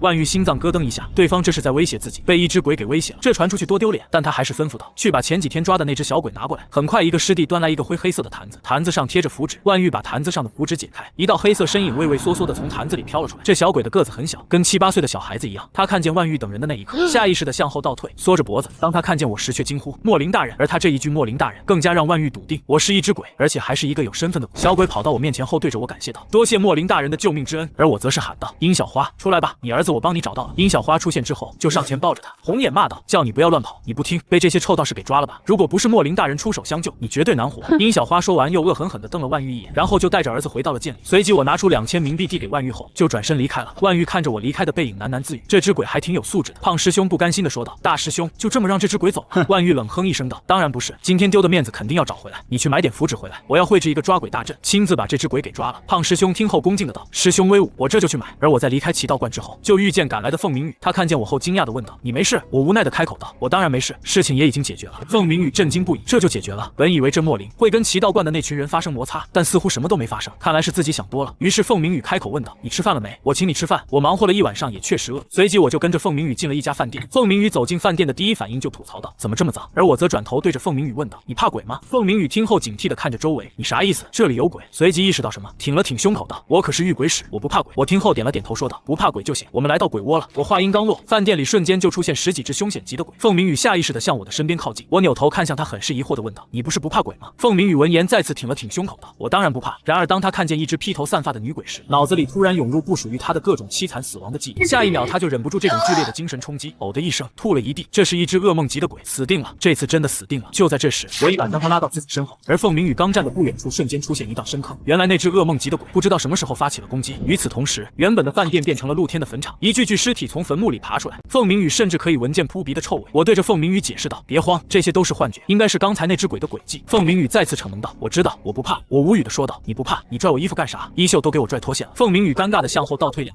就在这时，一只腐烂的尸体径直的朝着凤鸣雨扑来。就在他准备召唤出自己的契约鬼时，我连忙出声阻止道：“不要召唤你的契约鬼出来，出来会被吃掉的。如果太害怕，你就把眼睛闭上。”于是凤鸣雨听话的闭上了眼睛，然后死死的贴在我的身后，丝毫不敢动弹。那只鬼见凤鸣雨没有召唤契约鬼出来，气急败坏的嘶吼一声，而我也使用了鬼眼镜、性命、红叶、境界、噩梦级、诡计、幻境，用对方心中最恐惧的东西制造幻境，恐吓对方。我打量了下周围的环境，那看来这坟场幻境应该是凤鸣雨心里最害怕的东西。这噩梦级的鬼收入镇鬼书中，也是一个不错的战力。下一秒，晨曦的身影就出现在我面前，他挥动手指，直接破了周围的幻境，随后朝着我说道：“大人，您稍等，我这就帮您解决麻烦。”说完，他就冲了上去，而我则拽着凤鸣雨说道：“走，我们先出去。”当凤鸣雨睁开眼时，就看见2只噩梦级的鬼在打架。于是他疑惑地朝着你问道：“怎么又有一只噩梦级的鬼？那是你的契约鬼吗？”我点了点头，没多解释什么，而是直接冲到一只凶险级鬼的身前，直接使出风鬼术，将这只凶险级的鬼压缩成一个球体，收起来后，又动手去抓下一只鬼。这些鬼等级虽低，但也不能放走，抓起来以后也许有用的。凤鸣雨见状人都麻了，2只噩梦级的鬼在打架，这莫林却在抓小鬼，丝毫不担心自己的契约鬼被打败了。另一边，晨曦却是越战越勇，发出让人心悸的尖锐叫声。下一秒，他就一爪子刺穿了那只鬼的胸口，紧接着他就提着这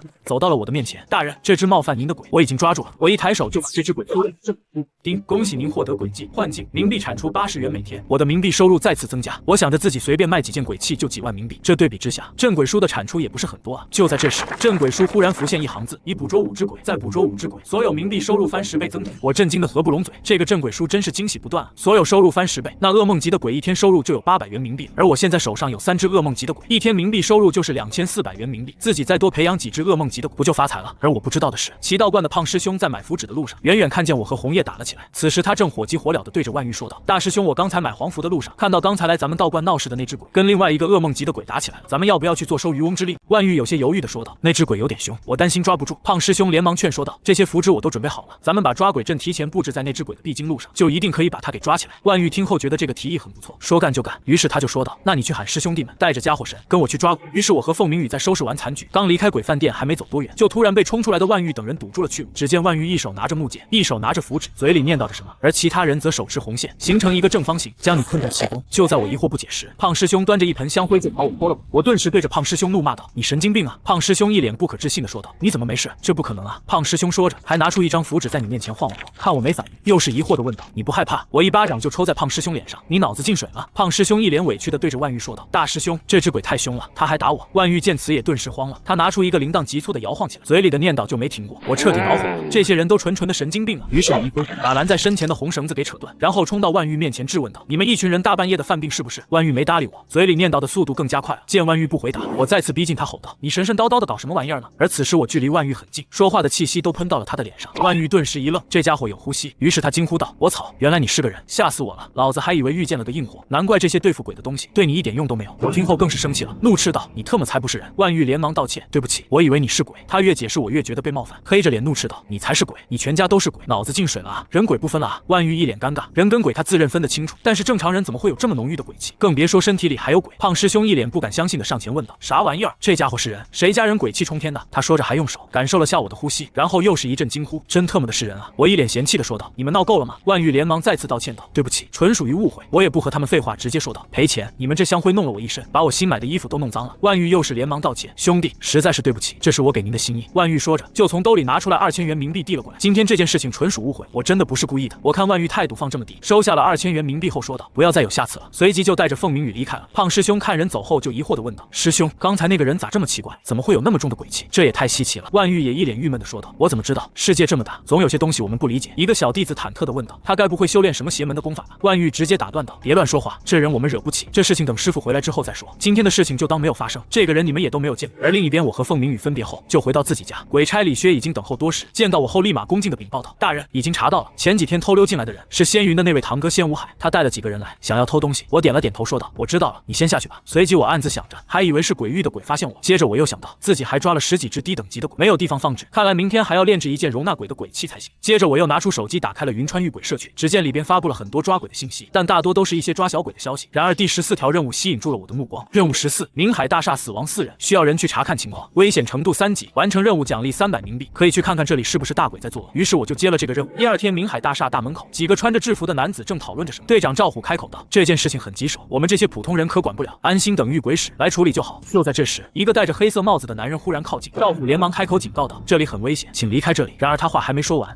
一声枪声响起，赵虎的身体应声倒地，随即黑帽子男拿着手枪就加快脚步进了明海大厦。旁边一位男子这才反应过来，迅速拨打了120急救电话。赵虎声音很弱的叮嘱道：“危险分子，赶紧呼叫总部，赶紧联系遇鬼社的人。”我刚开车来到明海大厦附近，就听见一声枪响。当我加快速度来到大门口的时候，还是晚了一步。我对着其他人说道：“我是遇鬼社的人，我负责明海大厦的任务，怎么回事？”一个男子上前把事情的大致经过跟我叙述了一遍。原来明海大厦前天晚上死了4个人，而这些人都是被活烧死，但明海大厦并没有发生火灾。刚刚还突然出现一个戴着黑帽子的男人，开枪射伤了他们的队长赵虎，闯进了明海大厦内。我点了点头说道：“我知道了，你们在这里等我。”话音落下，我的身影就已经出现在明海大厦中，顿时一阵阴凉迎面扑来。我冷哼一声：“晨曦，出来！”一只红色的鬼出现在我面前，躬身道：“大人，有什么吩咐？”有个带枪的人在这里，帮我把他抓出来。晨曦点头道：“遵命。”随即他就穿过了天花板上了楼，而我则开始不紧不慢地走楼梯。但随即我就产生一种不好的预感，阴司的直觉通常都是预示着有某种事情发生。于是我再次把楚行也换了出来，去跟晨曦一起。我有一种不好的预感。楚行恭维道：“大人，您是阴司，有什么事情您解决不了？”见我表情严肃不说话，楚行就缩了缩脖子，不再说笑，连忙动身跟上了晨曦。黑帽男咬着牙拿出一个瓶子喊道：“张奎，这火焰都给你了，杀光这里所有人。”他说着就把瓶子扔了出去。张奎抓住瓶子很是兴奋，然后哗啦一声捏碎了瓶子，下一秒漆黑色的火焰瞬间笼罩了他的全身。红叶跟楚行则是不断倒退。张奎目露凶光的吼道：“我要杀光你们！”随即就朝着楚行红叶冲来。我直接一个闪身挥着长剑朝着张奎冲杀过去。这可不是普通的砍杀动作，而是散魂抓鬼术中的行魂。散魂抓鬼术天生克重，加上我是阴司的实力，如果是在正常情况下，我绝对能分分钟秒杀噩梦级的鬼。但现在这只鬼有幽都冥火，导致我的每一步都不得不小心。黑帽子男看我跟张奎打得有来有回，不禁再次惊呼道：“我操，这家伙这么猛的呢，能跟噩梦级的鬼打得不分上下。”只见我使用了诡计幻境，周围的环境顿时发生了天翻地覆的变化，漫天火海涌现，一具具尸体倒在黑色的火焰中。这幅场景就是张奎心里最惧怕的场景。张奎开始变得暴躁，而我则连忙发动暴击，瞬间移动。下一刻，我刚刚打开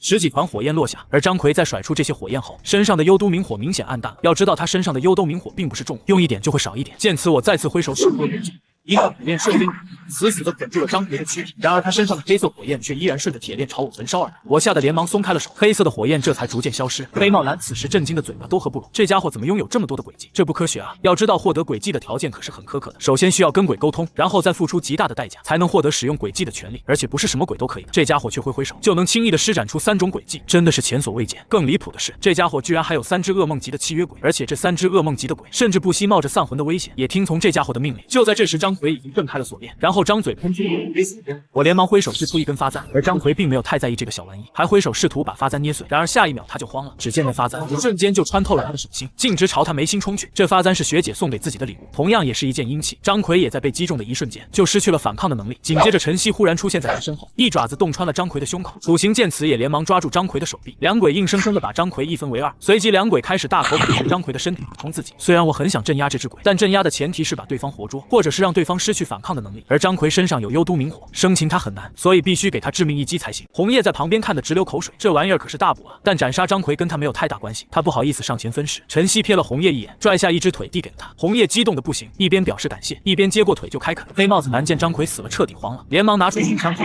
开手枪，但子弹都被红叶给挡。我摸着下巴看着黑帽子男人，幽都明火这玩意儿，自己如果能弄来，绝对实力大涨。就在我想问黑帽子男关于幽都明火的消息时，砰的一声响起，黑帽子男自大。另一边御鬼社的会议室里，李冰烟正面色凝重的说道：“明海大厦出现了一只噩梦级的鬼。”会议室里的人顿时议论纷纷，怎么会出现噩梦级的鬼？这可怎么办啊？一位男子轻声问道：“莫林不是在明海大厦执行任务吗？那只噩梦级的鬼他不能对付吗？”李冰烟听后语气冰冷的询问道：“鬼跟鬼也有高低之分，万一莫林的契约鬼不敌那只噩梦级的鬼怎么办？”现场顿时鸦雀无声。那名年轻男子再次开口问道：“总部的人不管吗？”李冰烟无奈的说道：“总部当然会管，但前提是你能活着等到总部的5级御鬼使过来。”所有人的心脏都猛然一紧，远水解不了近渴啊！李冰烟冷静的命令道：“我已经向总部求援了，当务之急是我们去支援莫林，通知所有御鬼使现在就出发。”很快，明海大厦外汇聚了足足100多位御鬼使。就在所有人准备进去和噩梦级的鬼斗上一斗时，大厦中打斗的声音忽然消失了，一切都显得那么安静。忽然有人喊了一声：“有东西出来了！”李冰烟不自觉地捏紧了手中的鬼气。当他定睛看向明海大厦时，只见我的身影缓缓出现，而我的身后则跟着2只噩梦级的鬼，手里都拿着一个不知名的东西在啃食。李冰烟等人下意识地向后倒退，有些等级低的鬼已经吓得直接回到了宿主的身体中。有人小声地惊呼道：“居然有2只噩梦级的鬼，这家伙也太恐怖了吧！”李冰烟深吸一口气，压下恐惧后，才朝我开口问道：“这里是不是出现了一只噩梦级的鬼？”我点了点头说道：“是的，但是已经解决了。”李冰烟听后顿时松了口气，我则是好奇地问道：“怎么来了这么多的人啊？”李冰烟缓缓回答道：“我喊人来帮你对付那只噩梦级的鬼。”我很是随意地说道：“一只噩梦级的鬼而已，我一个人可以对付，不用你们帮忙。”李冰烟听后顿时无语至极，什么叫做噩梦级的鬼而已？要知道这噩梦级的鬼足以毁灭整个云川市了，也就莫林这种拥有2只噩梦级鬼的御鬼使才能说出这么桀骜不驯的话。我又开口说道：“里边死了个黑帽子男人，你帮我查一查他来自哪里，然后把他具体资料给我。”李冰烟点了点头答应下，随即我就开车来到四方院，准备买一点材料炼制可以容纳鬼的鬼器。然而我转悠了很久，都没有找到自己心仪的物品。就在这时，一个穿着黑色西服的男子来到我面前，招呼道：“莫先生，您好，我家少爷想要见你。你家少爷是谁？”这家四方院就是属于我家少爷的产业。我听后很感兴趣，于是我就跟着西服男来到了一个单独的包厢门前。只见里边站着一位年龄跟自己差不多的年轻男子，看见我后，他很是热情的打招呼道：“兄弟，这边坐，我叫福万三，我找您是想跟您做生意。”我好奇的问道：“什么生意？您手上应该还有鬼器吧？”“就是那种极品鬼器，我愿意高价收购您的鬼器，这是我给您的定金。”福万三说着就拿出一个黑色箱子，把箱子打开，里边全都是冥币。我去，眼前这家伙真有钱。福万三看着你惊讶的样子，笑着说道：“这里有20万冥币。”我冷静的问道：“你想以多少钱的价格买我的鬼器？”“我不是要买你的鬼器，我帮你卖鬼器，每次帮你出售一件鬼器，我从中收取20%。”我听后很是犹豫，20%的话，一件价值3万冥币的鬼器就需要支付给他6000冥币，这分走的有点多啊。见你犹豫不决，福万三再次说道：“我最少要15%，不能再低了。场地费、维护费，还有人力、宣传费，这些东西都需要钱，15%是我的底线。”我想了想，起码不用自己操心卖鬼器了，于是我就点头答应了。“可以，鬼器我过几天带给你。”福万三笑着说道：“没事，我不急。对了，莫兄弟，你来四方院想买什么？”我笑着说道：“我想买一些特殊的材料，但转了一圈没买到。”福万三听后说道：“我这个人比较喜欢收集一些特殊的东西，不知道有没有您喜欢的。”说着他就转身带你来到包厢里，一个隐藏的房间，四周的墙壁上挂着各式各样的东西，有一些不知名的骨头，或者是一些残破的铜器之类的奇怪东西。我刚走进这个房间后，就被一个通红的宝石戒指吸引。“莫兄弟，你如果喜欢这个戒指，我可以把这个戒指送给你。”我开口问道：“这是什么宝石？”这颗宝石看着很普通，但上边却沾染着一种死亡的气息，很适合用来当做制作鬼器的媒介。福万三摇了摇头说道：“具体是什么材料，我也不知道，但这玩意儿是我从欧洲食人族那里弄来的。”我听后点了点头说道：“我给你一件鬼器，换这个戒指。”福万三心中猛然一惊，自己这枚戒指可不值一件鬼器。随即他就明白过来，莫林这是不愿意欠他人情。于是福万三开口道：“莫兄，其实我有件事情想要麻烦你。”我疑惑地问道：“什么事情？”福万三笑着说道：“后天我要去参加一场很重要的交易，想请您当我的保镖，这戒指就当是报酬。”我略微沉思，这戒指的确不错，刚好合适，于是我就答应了下来。收下戒指和20万冥币后，就开车回家了。回到家后，我就开始炼制鬼器。5个小时后，我看着面前的5件鬼器，看来自己的效率不错。接着我就找出一个铁灯笼，然后把得到的戒指放在灯笼的中心，最后以冥币为媒介点火燃烧锻炼。只要2天，这件可以永久使用的鬼器就算是彻底炼制成功了。就在这时，剧烈的敲门声忽然响起，我一打开门，就看见凤鸣宇和他舅舅刘峰站在门外。凤鸣宇开门见山地说道：“莫哥，我舅舅他女儿丢了，我想请您帮忙找一下。”一旁的刘峰也连忙接话：“莫兄弟，如果你能帮我找到我女儿，我愿意给你一件鬼器。”我疑惑地开口问道：“你自己的消息不是很灵通吗？为什么不自己去找？”刘峰叹了口气道：“我最快能在2天内查出我女儿的下落，但我不知道我女儿是走丢了，还是被人绑走了。这些年我得罪了不少人，我怕我女儿出事，你能帮忙想想办法吗？”还没等到我开口说话，刘峰再次抢先开口道：“我知道关于幽都明火的消息，只要你愿意帮我找我女儿，我可以给你幽都明火的消息。”我心脏猛然一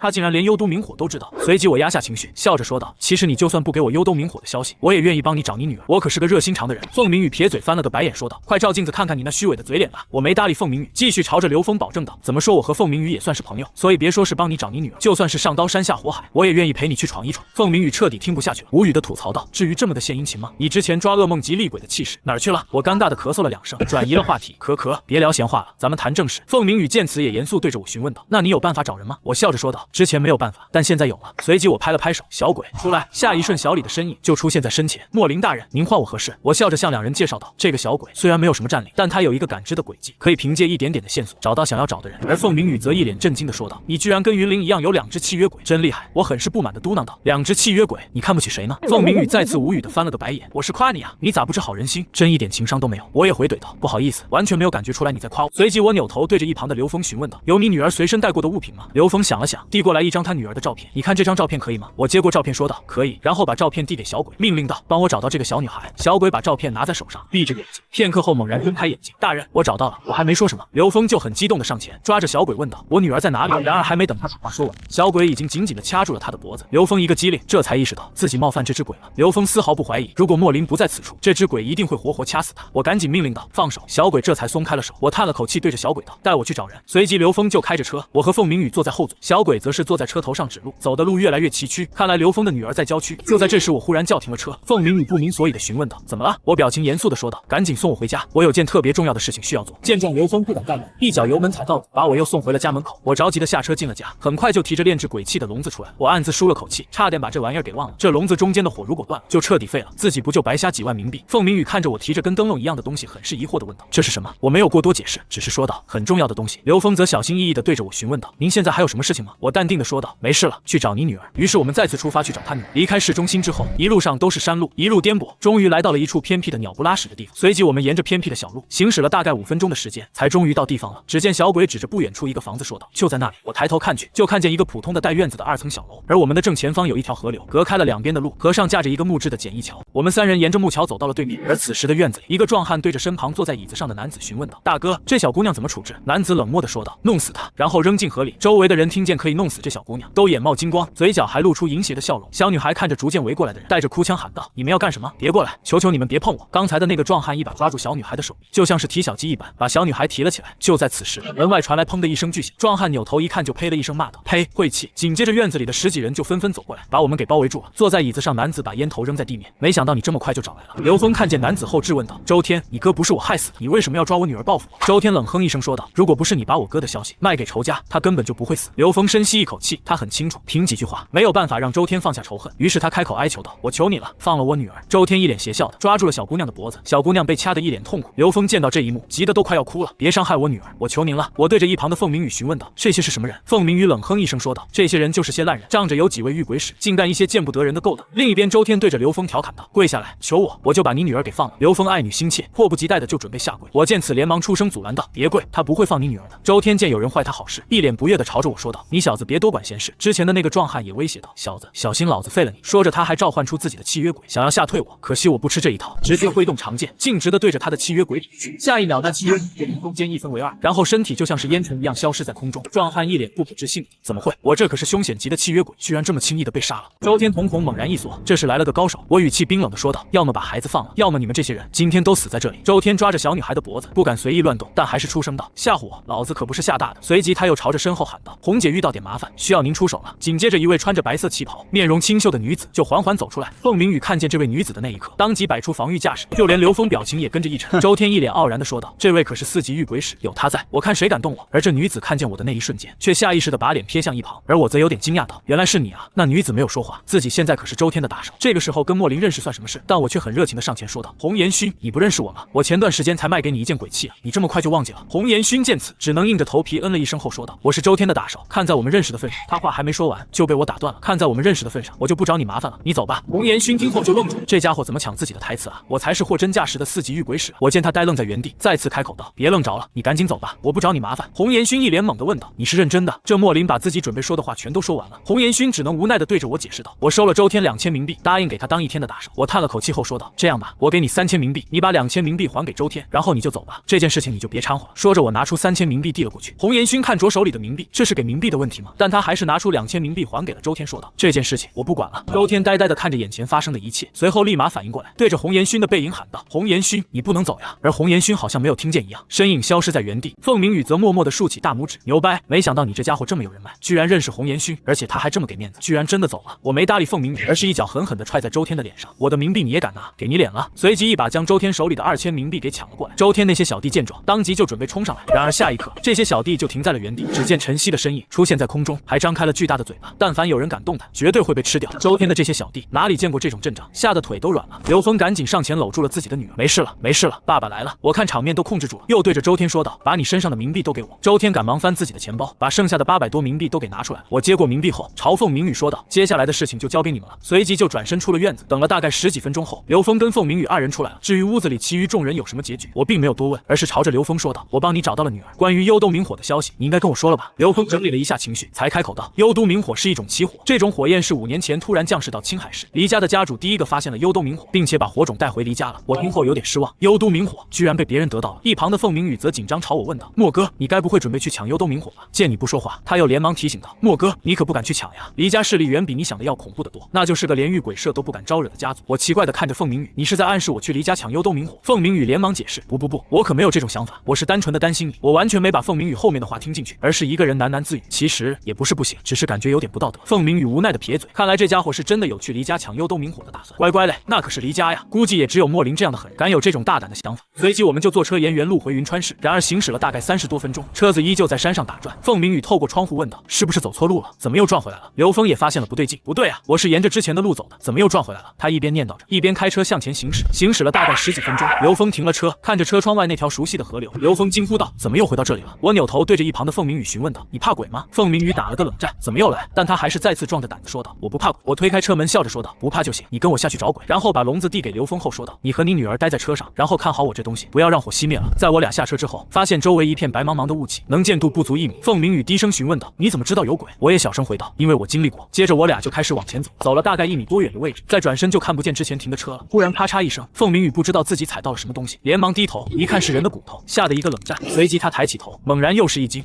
有东西就在前边！”只见凤鸣宇右手指着正前方的方向，惊呼道：“！”我满脸无语的对着他吐槽道：“别这样，我害怕。”凤鸣宇扭过头，惊讶的询问道：“你也害怕鬼？”我无奈的说道：“不是，我害怕你。你这一惊一乍的，把气氛弄得这么惊悚，换作是谁不害怕？你刚才在车上不是说不怕鬼吗？”凤鸣宇一脸窘迫的说道：“对不起，我下次不装了。”我见此只能说道：“我把契约鬼召唤出来保护你吧，你别再咋咋呼呼的。”凤鸣宇如同小鸡啄米一般点头。很快3道鬼影缓缓出现，下一秒又是一道报名的尖叫响起：“这！”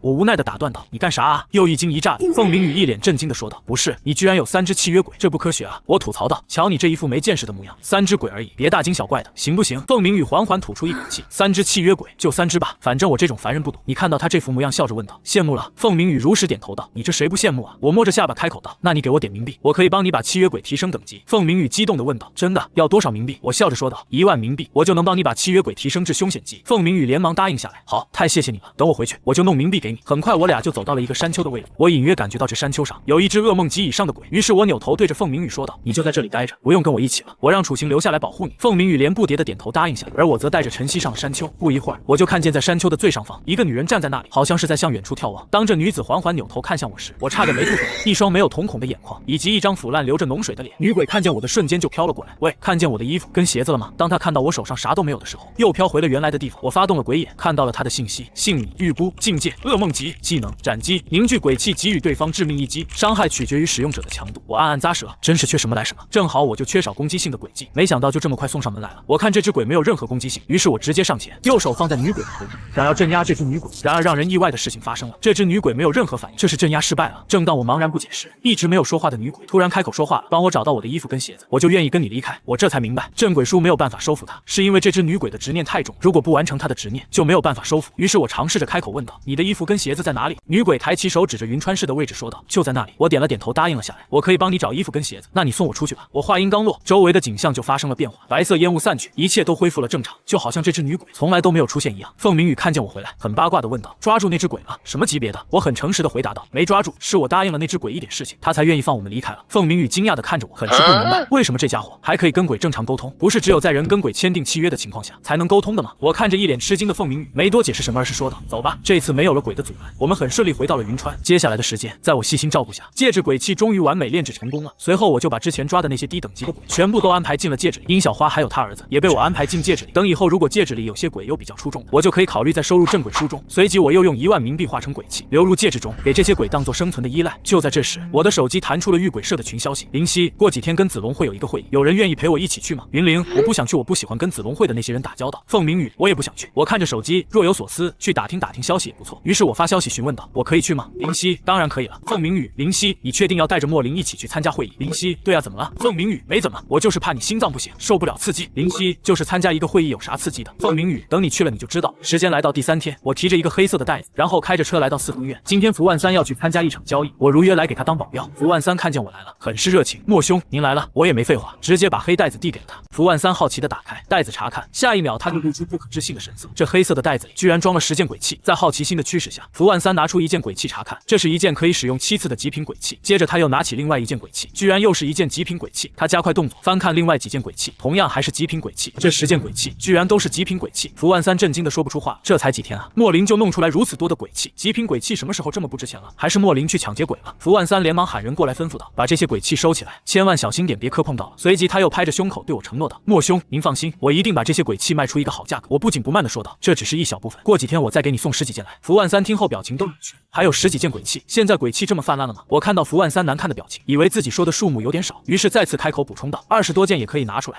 我擦！稳如老狗的福万三彻底绷不住了。我见此试探的开口问道：20多件鬼器还少吗？福万三连忙回答道：不少，一点都不少。就在这时，门外传来一个女人的声音：我没来晚吧？福万三看见来人，连忙向我介绍道：这位是红颜勋。他的话还没有说完，我就说道：红颜勋，我认识。红颜勋看见我也有点惊讶，又是你？福万三看我俩认识就笑着说道：你们认识就行。红颜勋也是我找来的保镖，这次的交易是跟北海黎家交易。黎家吗？你们应该都知道，名声不怎么好。我正疑惑名声怎么个不好的时候，红颜勋小声对着我说道：等会遇见危险，你躲在我身后，我保护你。我有点好笑的说道：不用，我自己可以保护好自己。我话还没说完，红颜勋就打断道：总之等会遇见危险，你躲我身后就行。随即我们一行人开着福万三的商务车来到了一处别墅。红颜勋下车之后神态紧张，仔细的观察周围每一个人。等我们都下车后，一位年轻男子上前对着福万三打招呼道：福万三，你可算是来了，可让我好等了。福万三乐呵呵的回道：黎三，好久不见。等我们进入了大厅，发现来了不少人，而这些人都是在云川市某个领域有些话语权的人。黎三看人都到齐了，也直入主题的道：我邀请你们来这里呢，就是告诉大家以后你们所有的收益上缴10%给我们黎家。这句话就像是一道惊雷一般，把所有人都炸得外焦里嫩的。随即所有人把目光都看向了福万三。福万三缓了缓情绪后，态度肯定的拒绝道：不行，你们黎家这也太霸道了，仅凭一句话就想瓜分10%的收益利润，这也太空手套白狼了吧？他的话音刚落，另外几人也都跟着表态，我也觉得不妥，不行，我也不同意。黎三还没有说话，他身后的保镖却狠狠地拍了桌子，然后指着福万三的脸呵斥道：给你脸了是不是？我家少爷的话你也敢拒绝？我见此也反手拍了桌子，对着那保镖怒斥道：跟谁说话呢？你想死吧？那保镖一个闪身就出现在我面前，一把抓住我的衣领威胁道：小子，你什么意思？我冷冷地看着对方说道：松开你的手，不然我弄死你。一旁的红颜勋察觉情况不对，朝我靠拢。与此同时，黎三身后的另外几人同样摆出一副随时准备动手的架势。黎三对着保镖吩咐道：回来。那保镖这才松开我的衣领，转身回到黎三身后。红颜勋对着我小声提醒道：刚才那人是一位4级遇鬼使。我冷哼一声，一个4级遇鬼使居然拿出了8级遇鬼使的脾气，真是可笑。红颜勋立即纠正道：我的意思是你要小心点他。我冷冷地说道：你说错了，应该是他小心我。红颜勋很无奈地叹了口气：好吧，我说不过你。而另一边黎三再次开口道：我们黎家准备来云川发展，大家都清楚黎家的实力，如果有人敢跟我黎家作对，我保证他的下场会很惨。随即他扫视了众人一圈后，又笑着开口道：这样好了，我黎家也退一步，我只要5%的利润。他话音刚落，福万三立马态度很坚决道：不行。黎三表情收了笑容，冷冷地说道：那就是没得谈了。随即他扭头看向另外几人：你们几人也是这个意思？庄若率先开口说道：是的，我也不同意。其余人也都表示不同意。黎三身后保镖再次跳出来，对着福万三叫骂道：福万三，你真是给脸不要脸啊，我看你就是想死。黎三再次抬手制止了保镖，然后不发一言的拿出一个青灰色的罐子，随即就带着保镖转身离开了。于是房间就剩下我们这群人了。庄若很疑惑的询问道：他这是什么意思？福万三也是一头雾水，就这么走了。就在这时，那个青灰色坛子突然涌出大量的黑色烟雾，红颜勋惊呼一声：小心！与此同时，他也召唤出自己的契约鬼，另外几人的保镖也迅速做出反应，纷纷召唤出契约鬼。我刚准备冲上前去，红颜勋就把我护在身后说道：你保护福万三，这只鬼交给我对付。我无奈只能待在福万三的身旁，等黑雾散去，一只手持一柄黑色大剑的鬼出现。一位3级遇鬼使神色凝重的说道：这是恐怖级的鬼。下一瞬，那只恐怖级的鬼就出现在这位3级遇鬼使面前，然后狠狠地斩下自己手中的黑色长剑。而那位3级遇鬼使也反应很快，拿出鬼气成功抵挡住了这只鬼的攻击。然而他刚松口气，下一秒他的身体就被拦腰斩断。所有人一脸不敢置信地看着这一幕，眼前这只鬼居然有3只手，并且他的第3只手也拿着黑色长剑。福万三怒斥一声：黎三这家伙是打算把我们这群人都给杀了。而我在看见这只鬼的那一刻，就贪婪地盯上了他。姓名宋战，境界恐怖级，诡计拟态，凝聚出一柄武器供自己使用，武器的形状取决于使用者的想法。这个诡计我可是太馋了。红颜勋见我眼也不眨的盯着那只鬼，便皱眉对我说道：“你赶紧带着福万三离开，我去拦着这只鬼。”说着，红颜勋和他的契约鬼就冲了上去。我不解的问道：“走？为什么要走？”而此时整个房间已经乱成一片，我看着所有保镖围攻这只3只手的鬼，准备随时找机会也上去凑个热闹，却越看越不对劲。红颜勋等人似乎一直处于下风，很快一只凶险级的契约鬼也被拦腰斩杀，一位3级御鬼使的右臂直接被鬼砍断。如果没有红颜勋这只恐怖级的鬼，他们这些人一个照面就被3只手的鬼给撵死。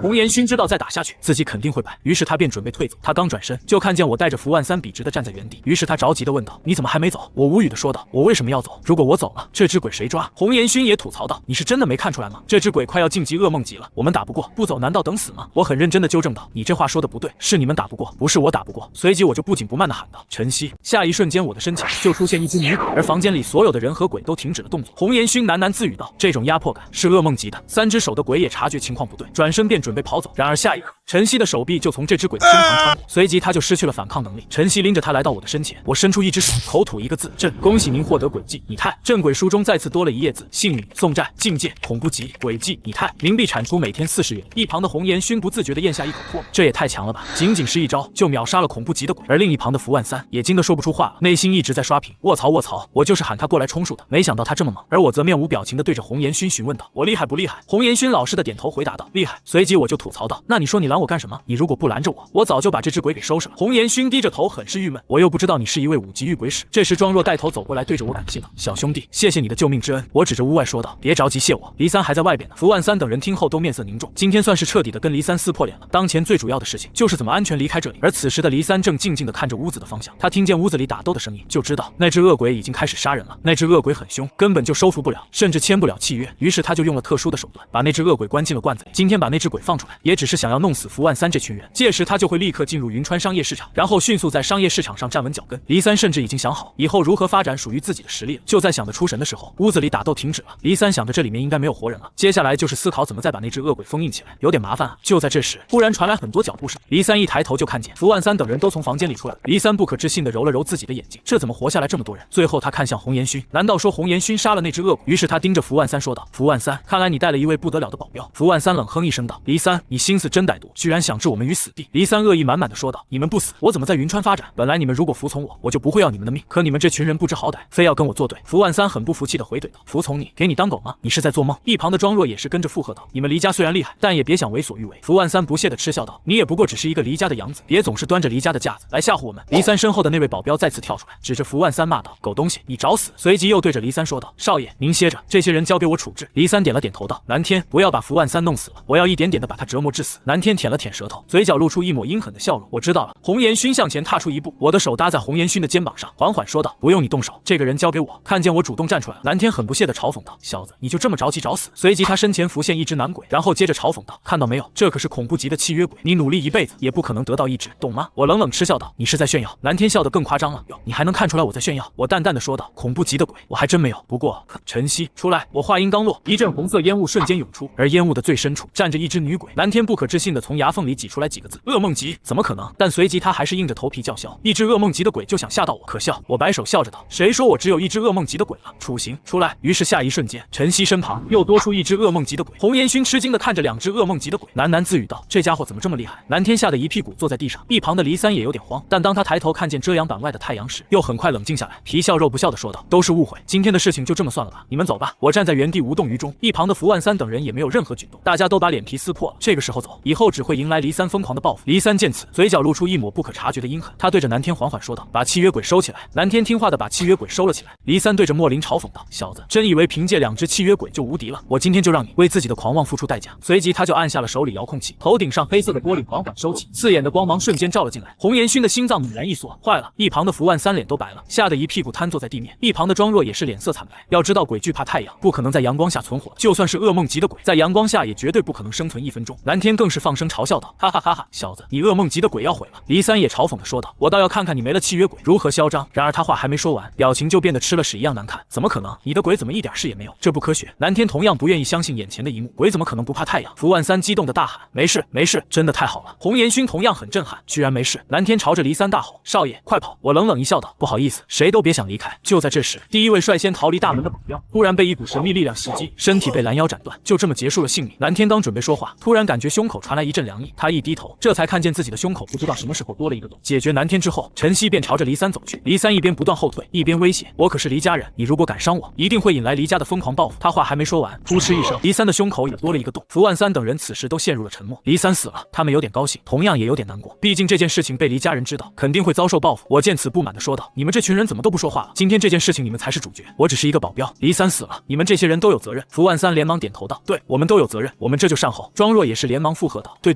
这件事情我们都有责任。”我见他们如此识趣，开口安慰道：“你们不用怕，也不用慌，如果黎家人真的敢来报复，我会解决。”随即我就直接拦了一辆出租车回家了。第二天上午，一辆法拉利径直停在我家门口。林夕对站在门口的我挥手道：“莫林，走。”20分钟后，我俩来到了万海大酒店。林夕兴奋地说道：“这里可是高档饭店，国宴级的大厨。”就在这时，一个男人忽然打招呼道：“林夕，你们也来了。”看见我后，笑着说道：“哟，还带了新人啊？”这男人是紫龙会的石飞。前2天林夕才和对方发生了冲突，所以林夕不想理会，带着我径直走进了酒店里。当林夕看到是自助餐的宴会时，失望的喃喃道：“不是说有国宴大厨吗？”石飞在身后接话道：“国宴大厨在2楼。”林夕抬头，果然看见有2楼，于是他就想要带着我去2楼。看见林夕的举动，石飞就嘲讽道：“你是想去2楼？”林夕皱眉反驳道：“关你屁事。”石飞再次开口道：“我只是好心提醒你，2楼你可去不了，咱们这些人都去不了，只能待在1楼，而且我们今天可能连座位都没有。”林夕听后连忙拿出手机，在群里问了起来：“我们玉鬼社的地位这么低吗？连2楼都去不了？”看着满屏回复的是的，林夕表情都凝固了。石飞笑着对着林夕说道：“这下你信我说的话了吧？这里的人都是商业精英，我们这些人来这里就是当做保镖的。”就在石飞说话的时候，我随便找了个位置坐下，准备休息一会儿。石飞看见这一幕，又对着林夕说道：“管好你家的新人，这里的位置可不是随便坐。你看见那些人没有？他们手里拿的有号码，都是要拿号入座。”林夕抬眼一看，果然别人都是手里拿着号码找位置的。我有点不耐烦地说道：“你屁事真多，我坐一会儿怎么了？”林夕跟着附和道：“我也觉得你废话多。”石飞双手抱在胸口，冷哼一声：“行，我闭嘴。”随后他就看见一位很有气质的女子朝莫林的方向走来，暗暗笑道：“这下有好戏看了。”然而下一秒，他的表情就凝固了。只见那个女子热情地朝我打招呼道：“莫哥，您也来了啊，好久没有见您了。”我笑着说道：“我跟朋友一起来的。”石飞表情都僵了，这新人居然认识倩家大小姐。就在这时，一道热情的男声传来：“莫哥，是莫哥吗？”我一扭头，就看见王斌兴冲冲地朝我走来。等站定后，王斌又是一阵马屁：“好久没有见，小弟我都想您了。”石飞本就难看的表情，此时更加难看了。王家大少爷怎么也认识这个新人，还自称小弟。而我此时正向王斌介绍着林夕：“这是我朋友，我们可以去2楼吗？”王斌连忙接话道：“当然可以啊，拿这当自家就行，千万别客气。”我有点为难地说道：“但我刚才听说我俩好像不能去2楼。”王斌一脸不解地问道：“谁说的？”我扭头看向石飞，王斌也看了石飞一眼，然后才说道：“他不能去2楼，您可以去，您俩根本就不是一个档次的人。”林夕见此忍不住笑了，石飞这也太丢脸了。随即我们一行4人就来到了2楼，林夕一边走还一边笑呵呵地说着：“这下真的是沾光了，能吃到国宴级大厨做的美食了。”等你们找到位子坐下后，仙云很是疑惑地问道：“莫哥，您这段时间很忙吗？”我点了点头说道：“最近一直在忙着抓鬼。”仙云再次问道：“那您看有什么我能帮您的没？”我忽然想到之前答应女鬼预估的事，于是开口说道：“我答应了一只女鬼，要帮她找衣服鞋子。”仙云眼前一亮：“是不是一双绣花鞋和一件丝绸外衣？”我疑惑地问道：“你怎么知道的？”仙云笑着说道：“明天有一场拍卖会，他们宣传的，要不明天我带你一起去参加。”我点了点头答应下来。就在这时，林夕忽然停下吃饭的动作，神色紧张地拿着手机对我说道：“出事了，赵飞他们在万灵山被鬼围堵，死了好几个遇鬼使了，说是那里有好几个恶鬼，云灵已经赶过去了，我们要不要去？”我摸着下巴思考，万灵山不就是我刚从阴间回来落地的地方吗？而且抓鬼的事怎么少得了我？于是我站起身说道：“当然去。”约莫20分钟后，我俩就来到了万灵山下。唐芳看见林夕来了，上前对着林夕打招呼道：“林夕你来了。”林夕着急地问道：“唐姐，里边现在是什么情况？”唐芳眉头紧皱地回答道：“情况很糟糕，死了10几位遇鬼使了。”忽然不远处传来直升机的轰鸣声，我转身一看，就看到云灵打着雨伞走了过来。我暗暗羡慕，不得不说，他每次出现的方式都是这么的高调。云灵对着唐芳询问道：“唐姐人都到齐了吗？”唐芳连忙回答道：“可以调动的人都来了，有32位遇鬼使。”云灵点了点头说道：“那我们进去吧。”然而我们刚走大概100米的距离时，就看见一位遇鬼使的尸体横躺在路中央，看样子是刚死不久。林夕心中一紧，缓缓拿出鬼气护身。我想单独深入万灵山看看什么情况，于是就对着林夕说道：“你们先进去，我去东边看一看。”林夕点了点头，表示明白。而我刚走没2分钟，就看见一只鬼漫无目的的在空中漂浮，而这只鬼也很快就注意到了，张牙舞爪的就朝我冲来，但整体很僵硬，感觉就像是在执行某种命令一样。我一剑斩去，就把这些鬼劈散。看来是有人故意把这些鬼投放在这里。于是我接着往前走，越走鬼气就越浓郁。很快我就来到了半山腰，发现周围的树木上有一些奇怪的图案，而这些奇怪的图案把鬼气都往一处凝聚，这应该是在养一只很厉害的鬼。就在这时，我忽然听见一阵石头滚动响声，我循着声音走去，就看见一个男子蜷缩在一个很浅的洞里。看见我的到来，男子一个机灵，神态紧绷地问道：“你是人？”我点了点头。赵飞听后就像是看见了救命稻草一样，激动地爬起来说道：“兄弟，你是遇鬼社的人？”我再次点了点头说道：“对，我们遇鬼社来了32个，云灵、林夕都来了。”赵飞听后着急地说道：“坏事了，赶紧通知他们跑，这里有一只噩梦级的鬼，云灵他们绝对不是对手。”我若有所思地说道：“已经来不及了，他们已经都进来了。”原来赵飞本是想要在群里通知大家不要过来，但手机突然就没有信号了，他刚刚被那只凶鬼追杀，侥幸逃脱，捡了一命。我听后询问道：“你说的那只厉害的鬼在哪里？”赵飞指着东边的方向说道：“在那里。”于是我直接转身就准备备过去。赵飞连忙抓着莫林的手问道：“你干什么？别过去，那只鬼很厉害。”我安慰道：“我知道，我就是去抓鬼。”赵飞见我不像是在开玩笑，他不自觉地咽了口唾沫。眼前这家伙要么就是脑子不正常，要么就是有真本事。于是他尝试开口问道：“那要不要我帮你带个路？”而另一边，林夕刚斩杀一只普通级的鬼，随即就对着云灵提醒道：“云灵姐，这里的鬼越来越多了。”云灵眉头紧皱道：“我知道。”随即又大声对着其他人说道：“所有人向我靠拢。”很快，所有人都背靠背向云灵靠拢过来。唐芳皱着眉头说道：“情况不对，怎么感觉是我们被鬼围攻？”云灵也看出来了，这些鬼一波接着一波，完全就是在消耗他们的体力。于是他下达命令：“退出去！”林夕语气凝重道：“云灵，退不了了。”云灵的目光看向远处，这才发现下山的路已经被鬼堵住，他们现在就如同瓮中之鳖，被这群鬼包围。看来这幕后一定有人指使。于是云灵对着空气中喊道：“别躲了，出来吧！”但并没有人回应云灵。林夕疑惑地看了看周围：“云灵，你是不是敏感了？”然而他话音刚刚落下，瞳孔就逐渐放大，只见不远处的岩石上出现一位披着黑色斗篷的老人。云灵心里咯噔一下，他只是试探性地喊了一下，没想到居然真的有人。于是他再次开口试探道：“前辈，这些鬼是您养的？”黑衣老人笑着说道：“没错，是我养的。”云灵此时也明白过来，这一切都是眼前这个老人设的局。于是他冷声质问道：“前辈，您故意把我们引到这里来是什么意思？”老人哈哈哈大笑道：“我当然是想让你们这些人全部都去死，我的宝贝，可是很需要你们这群人的精血滋养啊！”随即老人就拍了拍手，周围的低级鬼就像是发疯了一般，朝着云灵等人疯狂进攻。这些鬼前仆后继，云灵的契约鬼甚至有点招架不住，开始向后倒退。一些2级御鬼使的契约鬼甚至直接被生生的撕碎了。云灵眉头紧皱，这么下去，所有人都会死在这里。黑衣老人感觉时机差不多了，就从怀里拿出一个花色的香包：“宝贝，出来吧！”紧接着一阵可怕的威压在空中释放，一位女鬼出现，漂浮在半空中。云灵等人顿时纷纷向后倒退，面露忌惮。老头下达命令道：“宝贝，杀了这些人，这些都是我给你准备的食物。”女鬼没有犹豫，径直的就冲了过去。云灵用鬼气抵挡住女鬼的一击，但他身旁的年轻男子就没有这么好的运气。只见女鬼抓住男子的身体，活生生的把男子的头颅拧掉，然后用手做媒介吸收男子的精血。很快男子的身体就干瘪，紧接着女鬼就转头朝着林夕冲去。就在他以为自己死定了的时候，一道黑色身影拦在他的身前，挡住了女鬼的攻击。林夕惊呼道：“莫林！”我笑着安慰林夕：“没事了，接下来的事情就交给我吧。”林夕拉了一下我的衣角，小声道：“这种冷笑话一点都不幽默，大家都要死在这里了，你就别说这种话了。”唐芳绝望的喃喃道：“听说我们御鬼社有一位5级御鬼使，如果他来了，我们今天就有救了。”云灵深吸一口气说道：“别提那位5级御鬼使了，我们现在应该想办法怎么活下来。”此时在场所有人都做好了拼命的准备，而我全程都直勾勾的盯着那位女鬼，口水都快流下来了。而女鬼也一直在和我对视。然后令人意想不到的一幕发生，这只女鬼居然转身逃跑。云灵等人都愣住了，我也懵了，到嘴的肥肉就这么跑了，这怎么能行？于是我径直的追了上去。远处那位黑衣老人愣了好一会儿，才反应过来，才赶忙也跟了上去。这只女鬼是他花费了无数心血才培养出来，正常情况下绝对不会跑。云灵见最恐怖的女鬼走了，布局的幕后老人也走了，现在只剩下周围这些低级鬼了。于是他连忙对着众人命令道：“所有人全力冲出去！”于是所有人很快就杀出一条血路，众人沿着来时路撤退。林夕则是看着我离开的方向说道：“莫林，他好像去追那只凶鬼。”唐芳拽着林夕的手：“别管他，我们赶紧走。”林夕犹豫了一下，挣脱唐芳的手臂，朝着我的方向跑去。唐芳在身后不可置信地喊道：“你疯了！”而另一边，女鬼正对着我嘶吼：“你追我干什么？”我反问了一句：“你跑干什么？”女鬼歇斯底里地吼道：“你不追，我就不会跑。”我没搭理她，而是喊道：“晨曦出来！”下一瞬，晨曦就拦在女鬼的身前，女鬼挥动利爪，跟晨曦拼杀在一起，几个呼吸的时间就挣脱了晨曦，逃走了。我看得更稀罕了，只见我面前浮现着这个女鬼的信息：姓名、冰域、境界、噩梦级、轨迹、无限潜力。说明这个轨迹没有任何攻击效果，但可以让技能拥有者无限成长。我咂了咂嘴，要知道每一只鬼都有自己的极限，比如说晨曦目前是噩梦级，最多成长到致命级，如果再想提高境界就很难。但眼前这只女鬼可不一样，她没有成长上限，这就意味着只要给她足够的资源，她就能成为鬼王。这么有潜力的鬼，我当然不能就这么放了。女鬼在空中快速飞跃，我紧追其后，在距离女鬼大概还有5米的时候，我拿出发簪朝女鬼的方向狠狠掷去，发簪在空中划出一段弧度，下一瞬正中女鬼的胸口。女鬼发出一阵尖锐的叫声，然后她就失去了反抗的能力。就在我准备把这女鬼镇压的时候，身后传来一阵呵斥声：“住手！你在干什么？”我转头看向黑衣老头，冷冷地说道：“你瞎吗？我在抓鬼啊！”老头见此，直接拿出一张符纸就朝我冲来。晨曦连忙挡在我的身前，然而就在二者触碰到的一瞬间，一阵电光涌出，晨曦直接倒飞出去。老头再次挥动符纸攻击，于是又一道闪电狠狠地劈在了晨曦身上。晨曦的身影在这一瞬间暗淡了许多。我暗暗思索，看来这老头手上的符纸不简单。黑衣老头很快就冲到我的身前，怒斥道：“小子，不想死就滚！”我丝毫不虚，抽出长剑指着黑衣老头，老头也就不再客气，怒吼道：“那你就去死吧！”紧接着一道手臂粗的闪电就朝我迎面劈下，我连忙使出散魂抓鬼术，并用长剑抵挡。闪电击中长剑的那一瞬间，我手臂被震得发麻。这位老头是我至今为止遇见最厉害的人类了，可我丝毫不怯，因为我发现这黑衣老头每使用一次符咒，体内的生机就会削减许多。再这么下去，就算我不出手，他自己也会死。黑衣老头脸上露出了绝望的笑容，喃喃自语道：“阴气散魂抓鬼术，你小子真是福缘不浅，一个人类居然学会阴差的术法。”老头自知自己生命已经走到了尽头，仰天质问道：“这难道就是天谴吗？”我看见老头的举动很是一头雾水，这黑衣老头搞什么鬼？一会动手想要杀自己，一会儿又在这里发癫。就在这时，老头突然跪下哀求道：“小兄弟，你别杀那只女鬼，我求您了。”我依旧没搞明白啥情况，刚才还是你死我活的，现在就开始对着敌人打感情牌了，搞毛线啊！那老头还在求情，我求求你了，不要杀那只女鬼，我求求您了。我看了一眼那只女鬼，然后又看了看黑衣老头，发现这二人长得似乎有点相似，难道这只女鬼是他的女儿？然后用了禁忌之术把女儿养成了女鬼。于是我无奈地解释道：“你放心，我不会杀她，我只是要收养她。”黑衣老头听见收养两个字，深深地松了口气，然后扑腾一声倒在地上没了气息。我蹲下身把符纸从老头手里拿出来，这才发现这符纸的材料并不是纸，而是用细线编制出来的跟符纸差不多的东西。紧接着我又发现老头衣兜里还有一张泛黄的纸张，于是我把这张纸抽出来并打开，发现上边写的就是关于这符的描述，还有详细的学习步骤，类似于秘籍一样。上面还写着二符三剑天师传人，雷符、火符、天师斩鬼剑、桃木辟邪剑、铜钱驱鬼剑等信息。那看来这黑衣老头是个天师传人啊，只是没想到堂堂一代天师，居然沦落到了杀人养鬼的处境，真是令人唏嘘。我收好符纸和秘籍，又走到女鬼的身前，把手放在了她的头顶，恭喜您镇压成功。就在这时，我身后传来一个女人的声音：“莫林，你没事吧？”我一回头，发现是林夕追来了。我笑着说道：“没事啊，都解决了。”林夕一脸不敢置信问道：“那可是噩梦级的鬼啊，你怎么解决的？”我没多说什么，而是一边往山下走，一边说道：“真的没事了，我们赶紧下山吧，这里冷飕飕的，别冻感冒了。”当我回到别墅后，再次拿出秘籍，专门看了看关于雷符的描述，引天地之气驱使雷符。所以什么是天地之气啊？鬼气自己倒是有不少，看来还是得抽空去净祠堂问问看。就在这时，门外传来一阵敲门声：“莫林，开门！”我一开门就看见凤鸣雨笑呵呵的站在门口。这么晚了还没睡呢？我懒得废话，直接问道：“说吧，找我什么事情？”凤鸣雨进来后就递给我一沓冥币，说道：“你前段时间不是说给你1万冥币，你可以帮我把契约鬼提升境界吗？”我点了点头，收下了1万冥币，然后就朝凤鸣雨说道：“出来吧。”话音刚落，凤鸣雨身前就出现一个鬼影。凤鸣雨震惊的张大了嘴巴，他的契约鬼居然被别人一句话喊出来了。接着我拿出3000冥币，让这些冥币化成一团鬼气，然后我把这鬼气注入到了面前的契约鬼的身体中。下一刻，这契约鬼的气息就开始逐渐攀升，身体的颜色也逐渐加深，很快就由危险级晋升成为凶险级。凤鸣雨见状欣喜不已：“哎呀，太谢谢你了，你这是怎么做到的？这不科学呀！”我笑着说道：“科学的尽头是玄学，我这是玄学你不懂。”一边说一边把还剩下的7000冥币揣到了自己兜里。凤鸣雨彻底酸了，1万赚7000，真是暴利。我没搭理他的酸言酸语，而是把那张雷符递给他，问道：“你认识这个东西吗？”凤鸣雨接过雷符看了看，就变了表情：“你雷符天师是你杀的？”话还没说完，就迅速的把雷符递还给了我。算了，我不想知道，你赶紧把这雷符收起来。我就当做没看见。我很是疑惑的问道：“这玩意儿来历很大？”凤鸣雨对我提醒道：“何止是很大，简直是太大了。你听说过雷符天师吗？”我摇了摇头，诚实说道：“没有。”凤鸣雨叹了口气，解释道：“3年前雷符天师病重，准备把雷符传给他女儿，不曾想中途发生意外，有人刺杀了雷符天师，并且夺走了雷符。这件事情在当时引起了巨大的轰动。2符3剑5院天师府的人全部出动寻找雷符，但始终没人找到。这件事情最后就不了了之。”随即凤鸣雨神情严肃的说道：“你这件东西你千万不要再拿出来，雷符现世，生灵涂炭，你懂吗？”我拿着雷符仔细的看了看，喃喃自语道：“这种宝贝居然让我得到了，我运气真好。”就在这时，我手机突然响了起来，电话接通后，刘峰颤抖的声音就传了过来：“莫兄弟，麻烦您来一趟万海广场。”我很是疑惑的问道：“你怎么了？”然而对面却传来一个陌生男人的呵斥声。说完了吗？随后电话就被挂断了。我看向凤鸣鱼问道：“你舅舅最近得罪人了？”凤鸣鱼想了想后回答道：“如果非要说得罪人，那就是前段时间弄死了周天。”我没再多问什么，而是直接出门去开车。凤鸣雨跟在我身后追问道：“我舅舅他出事了吗？”我拉开车门坐上驾驶位，对凤鸣雨说道：“对，我们赶紧。”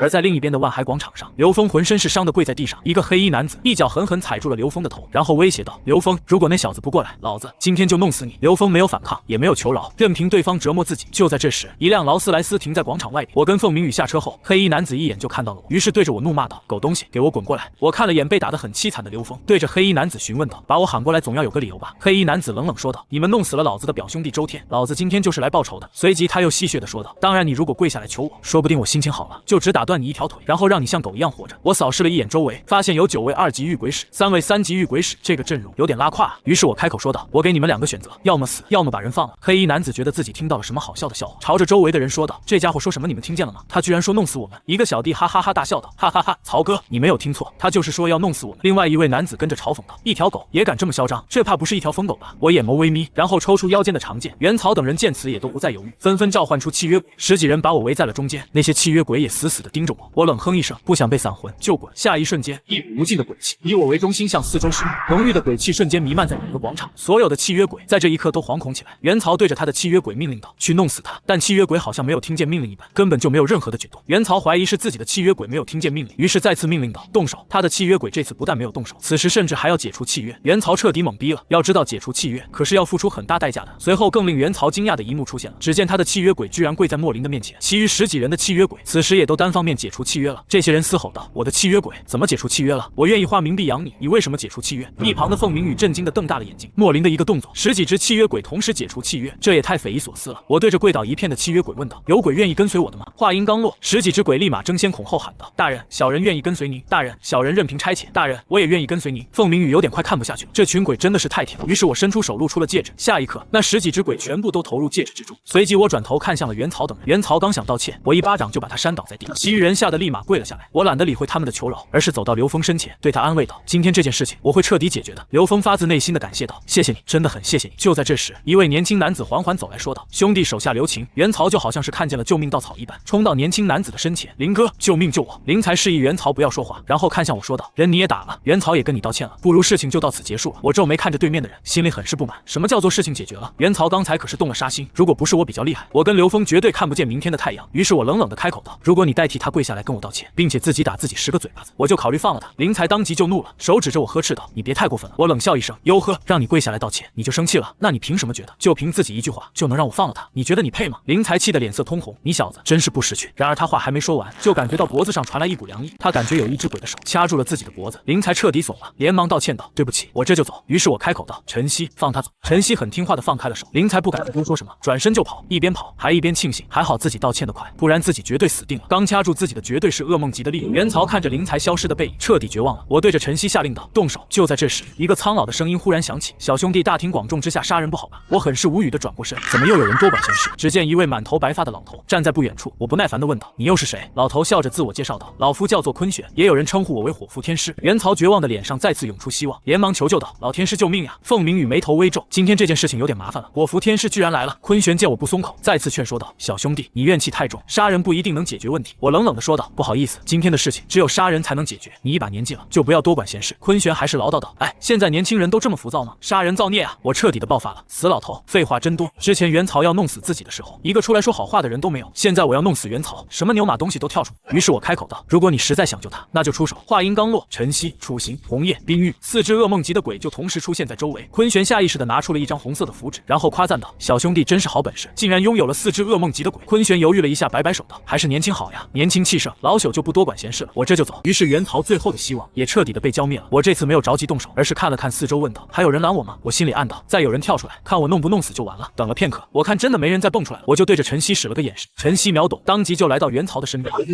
一爪洞穿了元曹的心脏。至于元曹的那些兄弟，看见元曹死了，也顾不上什么，各自逃窜。凤鸣宇则是惊讶的问道：“你怎么又多了2只噩梦级的契约鬼？这不科学啊！”我笑着说道：“这你就肤浅了不是？都和你说了多少次了，科学的尽头是玄学。”而另一边，坤玄此时坐在沙发上，正询问着一个年轻人：“雷符找到了吗？”男子表情严肃的回道：“我们在万灵山找到了冰烟飞的尸体，但并没有找到雷符，雷符应该是被凶手拿走了。”坤玄对着男子命令道：“看来雷符就在云川市，你去查一查是谁杀了冰燕飞。”与此同时，在另外一处酒店内，一位穿着黑色衣服的女子正站在房间的窗户前，一脸愁容的眺望远处。她来云川市是为了找到属于她的雷符。就在这时，一位男子进来后恭敬汇报道：“小姐找到冰燕飞的尸体了。”女子猛地转身追问道：“尸体？冰燕飞她死了？她会不会是诈死？”男子如实回答道：“已经反复确认过了，是真的死了。”女子有点接受不了的喃喃自语道：“她怎么可能会死？她有杀妻杀女之仇，怎么可能会死？她夺走我诸葛家的雷符，潜藏这么些年，不就是为了报仇吗？怎么可能会这么轻易的死了？”随即女子又抬头问道：“她怎么死的？”男子再次回答道：“错误使用雷符导致经脉受损，透支生命而死。但她在死之前，应该遇见了一个强大的敌人。”女子听后立马命令道：“去查一下这人是谁。”于是中年男子开口道：“既然火符天师的徒弟喜欢这2件鬼器，那就送给您了。”山田笑着说道：“那就谢谢了。等拍卖会结束之后，我请你喝杯茶。”我见此赶紧站起身质问道：“这2件鬼器我已经买了，你有什么资格送给他？”中年男子反驳道：“就凭我是拍卖会的管理人，我就有这个资格，而且我们又没有收你的冥币。”山田也适时的说道：“兄弟，不好意思，这2件鬼器你买不到了，这就是人脉的重要性，明白了吗？”我捏了捏拳头，这家伙太会恶心人了。就在此时，一道质问声音传来：“怎么回事？”我循着声音的方向看去，只见福万三不耐的问道：“是谁在这里闹事？”赵三连忙指向我道：“老板，是他在这里闹事，我这就让人把这家伙撵走。”福万三刚准备发怒，然而在看清我的一瞬间，就一巴掌扇在了赵三的脸上：“谁让你撵人了？”随即热情的朝我打招呼道：“莫兄，您来了怎么不提前通知我一声？”一旁的仙云看了看福万三，又看了看莫林，又看了一眼远处趾高气扬的山田，这下事情要热闹了。随即他就听到福万三询问道：“莫兄，怎么回事？”于是我就大概把事情的经过跟福万三叙述了一遍。福万三气得脸色泛青，然后瞪着赵三怒斥道：“赵三，你好大的胆子呀！”赵三吓得脸色煞白，连忙解释道：“少爷，我不知道这人是您的朋友啊。”福万三语气冰冷的说道：“他是不是我朋友，你都不应该破坏拍卖行的规矩。”赵三硬着头皮解释道：“那人是火符天师的徒弟，我想跟他拉近关系。”福万三直接打断道：“你被开除了。”赵三彻底懵了，还想再说些求饶的话，福万三没搭理赵三，而是径直走到山田面前了，然后笑着说道：“不好意思，这2件鬼器不能送给你。”山田很不满的质问道：“什么意思？你们要出尔反尔？”福万三笑着说道：“按照拍卖的规矩，那2件鬼器已经属于我朋友了。”山田他再次说道：“你得罪我，就是得罪我师父。”福万三笑着说道：“规矩就是规矩，就算是火符天师本人亲自来了，我也不会给他面子。”山田气得转身就走，今天算是把脸丢到姥姥家了。随后福万三就让人把那2件鬼器打包送给我，接着福万三拉着我到没人的包间，和我小声说道：“莫兄，黎家那边已经来了2拨人查黎3的事情，都被我压下去了。但我担心事情压不了太久。”我点了点头道：“别担心，只要黎家不死磕，就不需要太担心。如果他们要死磕，虽然有点棘手，但我能应付。”福万三点了点头，我知道，如果有黎家的消息，我及时通知你。离开拍卖会场后，我径直来到了预估所在那个山头。然而我刚到，就发现这山里来了不少人，正疑惑这鸟不拉屎的地方怎么会这么热闹时，就听见身后有个男子提醒道：“兄弟，这里有一只凶鬼，很危险，没什么特别的事情，赶紧离开。”我点了点头后反问道：“那你们在这里做什么？”男子不苟言笑地说道：“当然是除鬼啊！”我听见这话，立马就急了，连忙往山上跑。身后的男人都傻眼了，都说有鬼了，怎么还往山上跑？而我这边很快就看到一个黑衣女子带着一群人，在周围的树干上画着什么符纸。我出现的第一时间，那女子就发现了我，然后严肃地朝我提醒道：“帅哥，这里很危险，你赶紧离开。”我看向那女子问道：“这只鬼很厉害，你不是他的对手，我劝你最好别抓。”黑衣女子诸葛明月冷笑道：“呵呵，还没有我抓不住的鬼。”说完之后，就转身接着忙碌起来了。很快天就彻底黑了下来，周围不知道什么时候升起了大雾。诸葛明月很快就发现不对，立马出声提醒道：“大家准备好，鬼要出来了。”话音刚落下，一道鬼影就逐渐浮现。只见4个男子忽然腾空而起，用一个红绳编织的网将女鬼笼在其中。只见噼里啪啦，女鬼身上不断冒出黑烟。与此同时，又有一个男人朝女鬼拿撒了一把香灰，女鬼一个闪身就躲了过去。随即女鬼抬起手就展出一道黑网，红绳编织成的网瞬间就被破开一个大口。女鬼抓住机会冲了出来。诸葛明月此时也发现这只鬼是噩梦级的，于是他连忙开口道：“所有人赶紧闪开！”然而他的提醒还是太晚。扑哧一声，女鬼的手就捅穿了男人的胸口，其他人吓得纷纷倒退。就在这时，他们在之前会定符中突然散发出一阵金光，于是女鬼无法再往前逼近。同样，诸葛明月姐也不敢轻易踏入金光中，但女鬼不甘就此罢休，于是不断甩出一道道黑色的光刃攻击金光，金光也逐渐开始减弱。一位年轻男子朝诸葛明月询问道：“大师姐怎么办？”诸葛明月严肃地说道：“你们走，我善后。”年轻男子想要再劝说什么，诸葛明月直接打断道：“带他们走。”年轻男子也不再犹豫，带着师兄弟们离开了。而诸葛明月则从兜里拿出一张蓝色的符纸。也就在这时，咔嚓一声，女鬼冲破阵法，然后直冲诸葛明月而来。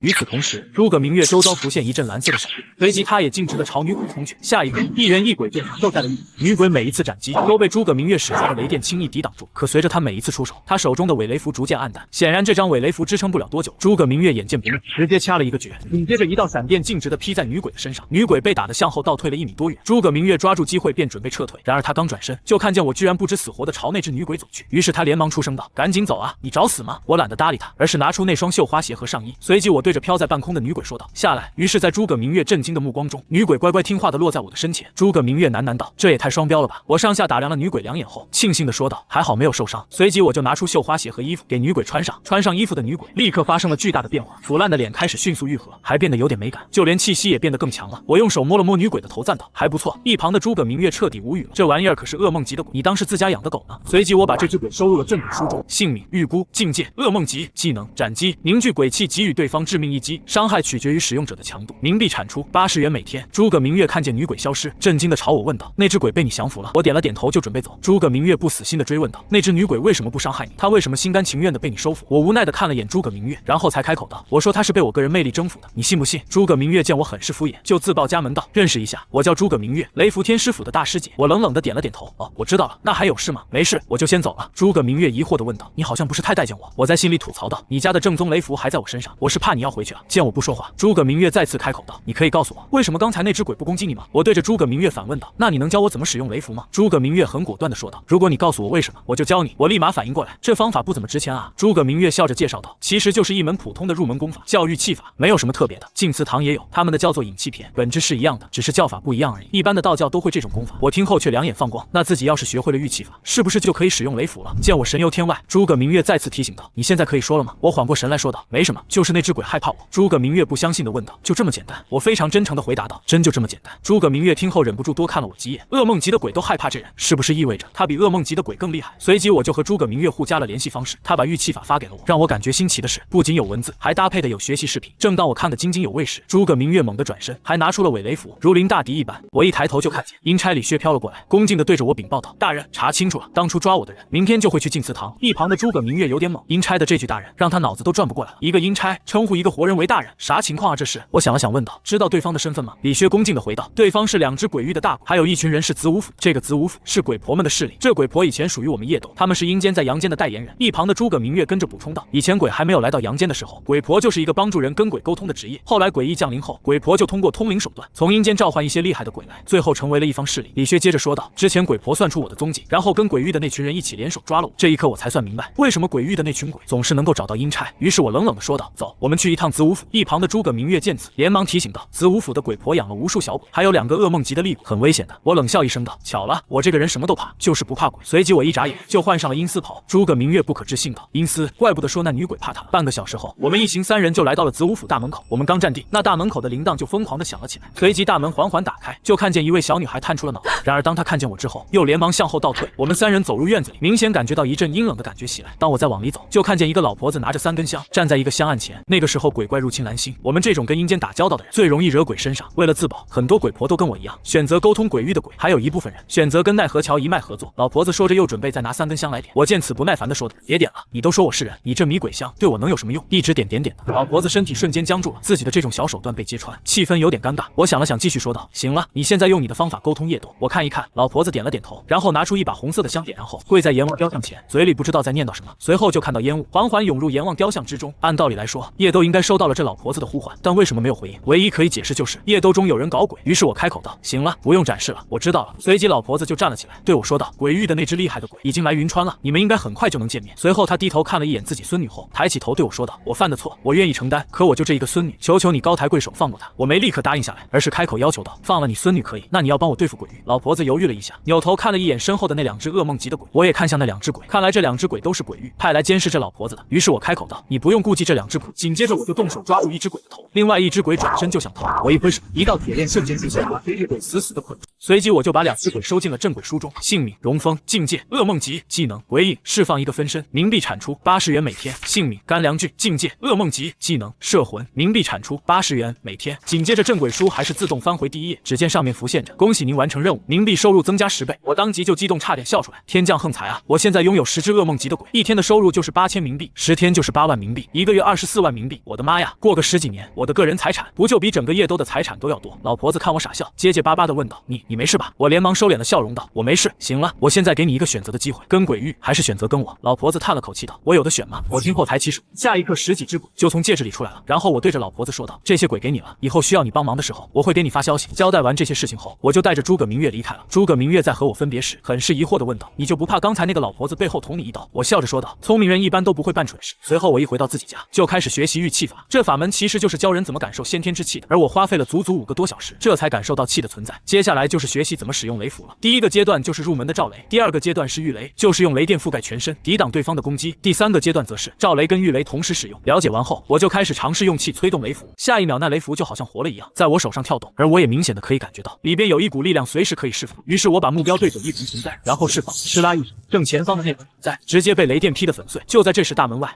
一阵呵斥声：“开门，快点开门！”我打开门一看，就彻底愣住了。门口的女子看我不说话，抬起了手，下一刻一朵红粉色的火焰就浮现在她的手心上。再不说话，我就把你家给烧了，你信不信？我慌张的舌头都打结了。我美女对着我质问道：“你还记得我吧？”我结巴的说道：“记得，当然记得。”原来这女人叫崔新玉，是奈何桥一脉判官的徒弟，红莲业火的掌管人，而她也是一个活人，所以1个月只有7天的时间待在阴间。那个时候我还只是一个阴差，遇见了乱逛的崔新玉，不知道她是个活人，而且阴间的鬼都丑得要死。忽然看见个漂亮的，就眼前一亮，于是我就把她给抓了，并且奴役好多天，也没做啥，就是为了养眼。后来我就把她放了。等我再遇见崔新运的时候，她已经掌握了红莲业火，我害怕她报复，就躲起来了。崔新运冷冷地盯着我说道：“没想到你居然是个活人。”我反驳道：“我也没想到你是活人。”崔新运冷笑一声：“莫林，你在阴间是这个名字，没想到在阳间还是这个名字，不然我还不知道你来阳间了。”随即他似乎想起什么，就一下子黑了脸。下一瞬，那粉红色的火焰轰的一声，长高1米多，我吓得倒退。你别过来！光天化日的，你要干什么？随即我就拿出了手机，你信不信我拍视频，把你发到网上去，就说你欺负老师。崔新运见此就停下了脚步，我连忙问道：“你来找我到底要干啥？”崔新运冷哼一声：“当然是来报复。”我对着崔新运吐槽道：“不至于吧？当初我以为你是个鬼，所以……”崔新运眼眸深处的寒光渐盛，不怕死你就接着说。我小声吐槽道：“谁知道有活人会做出魂魄离体入阴间的这种奇葩行为？”崔新运黛眉微皱，抬手就甩出一道粉色火焰，我连忙一个闪身，哗啦一声，火焰在地面涌出1米多高的火苗，我吓得胆战心惊的连忙喊道：“崔新运，以前的事情都过去了，我们应该向前看，不是吗？”崔新运眼眸微眯，不但没有消除怒火，甚至更加生气。莫林玷污了他的灵魂，居然来了一句：“都过去了，开什么玩笑？”这么想着，崔新运更生气了：“我觉得你要换一栋房子。”话音落下，一朵火苗就落在屋檐上方，随即整个别墅就燃气熊熊大火。我无语的看着这一切，我这是新房子呀！崔新运狠狠瞪我了一眼后，转身就走了。我彻底懵逼了，神经病呀！神秘兮兮的跑过来，就为了放把火把我房子烧了。我无奈的看着燃烧的房子，红莲业火这玩意儿我不敢碰，这房子是彻底保不住了，太糟心了。看来今晚又要住酒店。第二天一大早，我就来到了静祠堂，一进门就发现这些人在收拾东西，好像要搬家似的。就这时，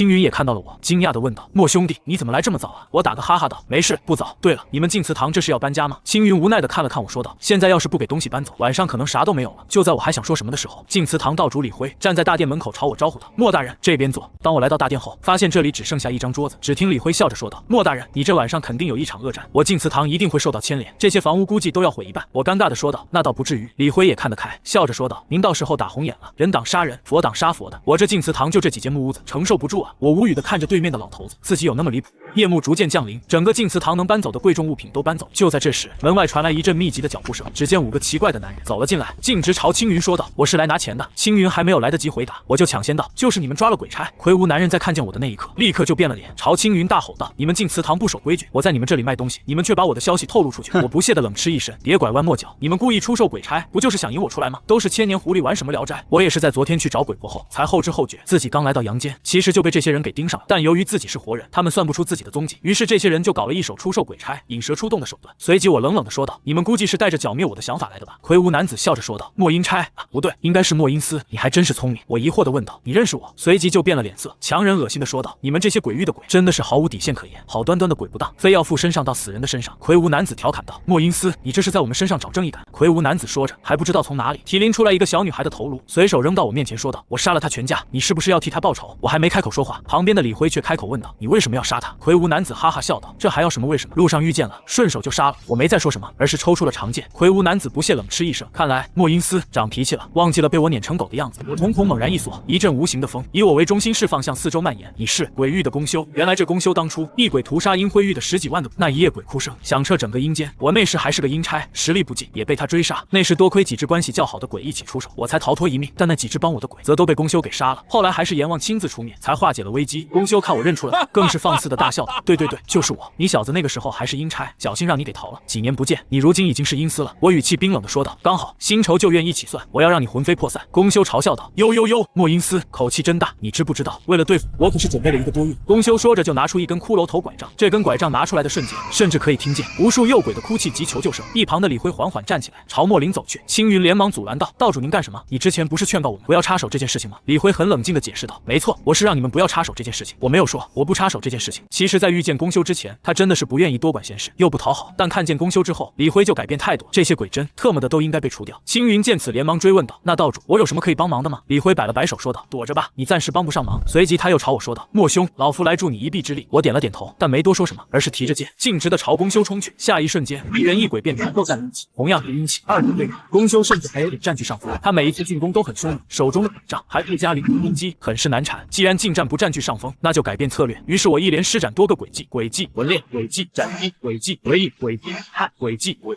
然后直接把公休打倒退，甚至把他从尸体之内活活的打出来了。一旁的李辉都看得傻眼了。短短不到1分钟的时间，莫林使用了至少于5种诡计，而且每一种诡计都极强，看来自己还是有点小觑莫林了。公休对着远处的3只鬼说道：“别愣着了，赶紧过来帮忙。”我见此也不甘示弱，你有帮手？不好意思，我也有帮手，打群架，谁怕谁啊？于是下一瞬间，我的面前出现了5只噩梦级的鬼。李辉震惊的合不拢嘴，噩梦级的鬼，莫林嘎嘎召唤，一点限制都没有吗？而另一边陈曦已经率先出手，对着一只恶鬼冲去。与此同时，土行这些鬼也都纷纷动，各自施展诡计，现场打得不可开交，恐怖的力量向四周扩散。而我再次跟公休打在了一起，只见公休一个闪身出现在我的身后，挥动拐杖就朝我后背心狠狠地刺来。也就在此时，冰玉忽然出现，替我挡住了公休的攻击，扑哧一声被洞穿了，他的身体也逐渐淡化。我赶紧拿出1万冥币，化成一团鬼气，然后导入冰玉的身体中。冰玉身上的伤口逐渐合拢，伤势直接恢复。公休看着这一幕，朝另外3只鬼喊道：“都过来，让他体验一下什么是绝望。”随即他从袖子抖落出2只恐怖级的鬼，接着他一抬手，无数鬼气就注入了其中一只鬼的身体。片刻之后，这只鬼就成了噩梦级的厉鬼。随后公休以同样的方式把鬼气注入另外一只鬼的身体中，然后那只鬼同样成为了噩梦级。于是公休一防就拥有了6只噩梦级的鬼。公休眼含挑衅的看向我，我不屑的轻笑道：“就这，你管这叫绝望？你以为我不会？”我一挥手把血召唤出来，随即拿出10万冥币，将其化成一团鬼气注入血的身体之中。血发出一阵阵恐怖的惨叫声，接着他的气息就开始攀升，危险级、凶险级、恐怖级、噩梦级。然后我再次召唤出宋寨，如法炮制，宋寨也开始气息攀升，最终踏入噩梦级。青云惊呼道：“原来这才是冥币的真正用途。”接着我又拿出10万冥币化为鬼气，导入冰玉的身体之中。冰玉身体颜色逐渐加重，他的目光也更加的灵动。紧接着冰玉的身体发出一声咔嚓的声，下一瞬间冰玉就跨入了致命级。刚才还是很嚣张的公休，此时则是一言不发，真他妈离谱！哪有人能流水线提升鬼等级的？还有这莫林怎么会这么有钱？他至少拿出了30万冥币吧？直接下令道：“动手！”于是冰玉率先出手，陈曦也不甘落后，直接用嘴咬下了一只鬼的手。手臂。宫修见连续死了2个帮手，连忙对着最后一个黑衣男子说道：“喂，别看戏了，你再不出手，我这些小鬼都要死在这里。”男子一边拿出一把信号枪，一边应付道：“知道了，知道了。”随即他抬起信号枪对着空中发射，轰隆一声，一道红色的烟花瞬间在空中绽放。没一会儿，好几辆面包车缓缓驶来，从车上下来一群穿着赤红色衣服的男子，为首的人拿一柄用铜钱制作的剑，其余的人则是拿着木质的剑。这些人的气汇聚在一起，在空中形成一道巨大的道士身影。李辉看见这一幕，喃喃自语道：“真是没想到，这群人居然跟恶鬼混在一起。”我疑惑地问道：“这些是什么人？”李辉脸色难看地解释道：“莫兄弟，这些人是铜钱天师府的人，他们手里拿的铜钱剑是驱鬼剑的仿制版。”就在此时，一位年轻男子挥动铜钱长剑，他身后的那道巨大身影也做出挥剑的动作，长剑对着陈曦缓缓落下。陈曦试图抵挡，下一秒长剑光影就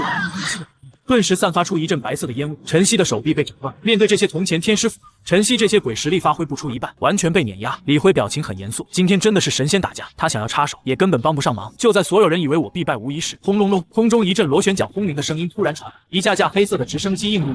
等直升机停在不远处后，我就看见李冰烟带着10几个人从直升飞机上走下来，然后直升机飞走，下一架直升机停下，再从上面下来10几个人，直到第7架直升飞机飞走，一共下来100多人。李冰烟朝铜钱天师府的人冷冷地说道：“玉鬼社的人都敢欺负，真以为玉鬼社没人了吗？”原来云川发生这么大的事情，李冰烟早就知道消息了。本来以为莫林自己可以搞定，他不准备插手，可听说一群不该来的人来了，那他就要管一管这事情。随即李冰烟朝我问道：“没事吧？”我点了点头道：“暂时没事。”李冰烟笑着说道：“怎么样，加入我玉鬼社不吃亏吧？抓鬼我不擅长，但是治人我是专业的。”一旁的李辉也是暗自感叹，科学力量还是很厉害的。只见李冰烟缓缓抬手，周围特种兵拉动枪栓，随时准备开火。铜钱天师府的这群人脸色铁青，之前那个发信号的男人连忙开口道：“别开枪，别开枪！”李冰烟冷冷地嘲讽道：“真没有想到，你们这群垃圾居然跟鬼勾在一起，真是恶心。”那男人再次开口道：“我知道这件事情我们有错，你们不要开枪。”李冰烟没搭理他，而是扭头看向我。我冷冷地问道：“这些人死了没事吧？”李冰烟一脸的无所谓道：“死了就死了呗，反正他们也是一群毒瘤。”远处的那些人听见这句话，皆吓得脸色煞白。那男人再次对着李冰烟求饶道：“李姐，别动手，有事好商量。”然而他话还没说完，砰一声枪声响起，他的身体应声倒下，其余众人吓得皆是双手抱头蹲在地上。我不解地看向李冰烟：“你就这么把人给杀了？”李冰烟笑着地说道：“跟我又没有关系，这件事情你才是罪魁祸首。”我有点猛地看向他，怎么感觉有什么阴谋？李冰烟再次说道：“你看啊，这群人找你麻烦，然后你顺手杀了那个沈飞，这是不是很合理？”我连忙说道：“李姐，话不说明白，这锅我不背。”李冰烟无奈地解释道：“其实也没啥，就是这家伙干了很多坏事，我又拿他没有办法，今天借着你的手弄死他。”我听了后道：“那你这么说就没问题，这件事情我扛了。”随即我就扭头看向了宫修，宫修是万万没想到这莫林手段这么多，于是他转身就准备逃走，我一个闪身就拦住了他的去路，和他再次缠斗在了一起。宫修脸色难看的说：“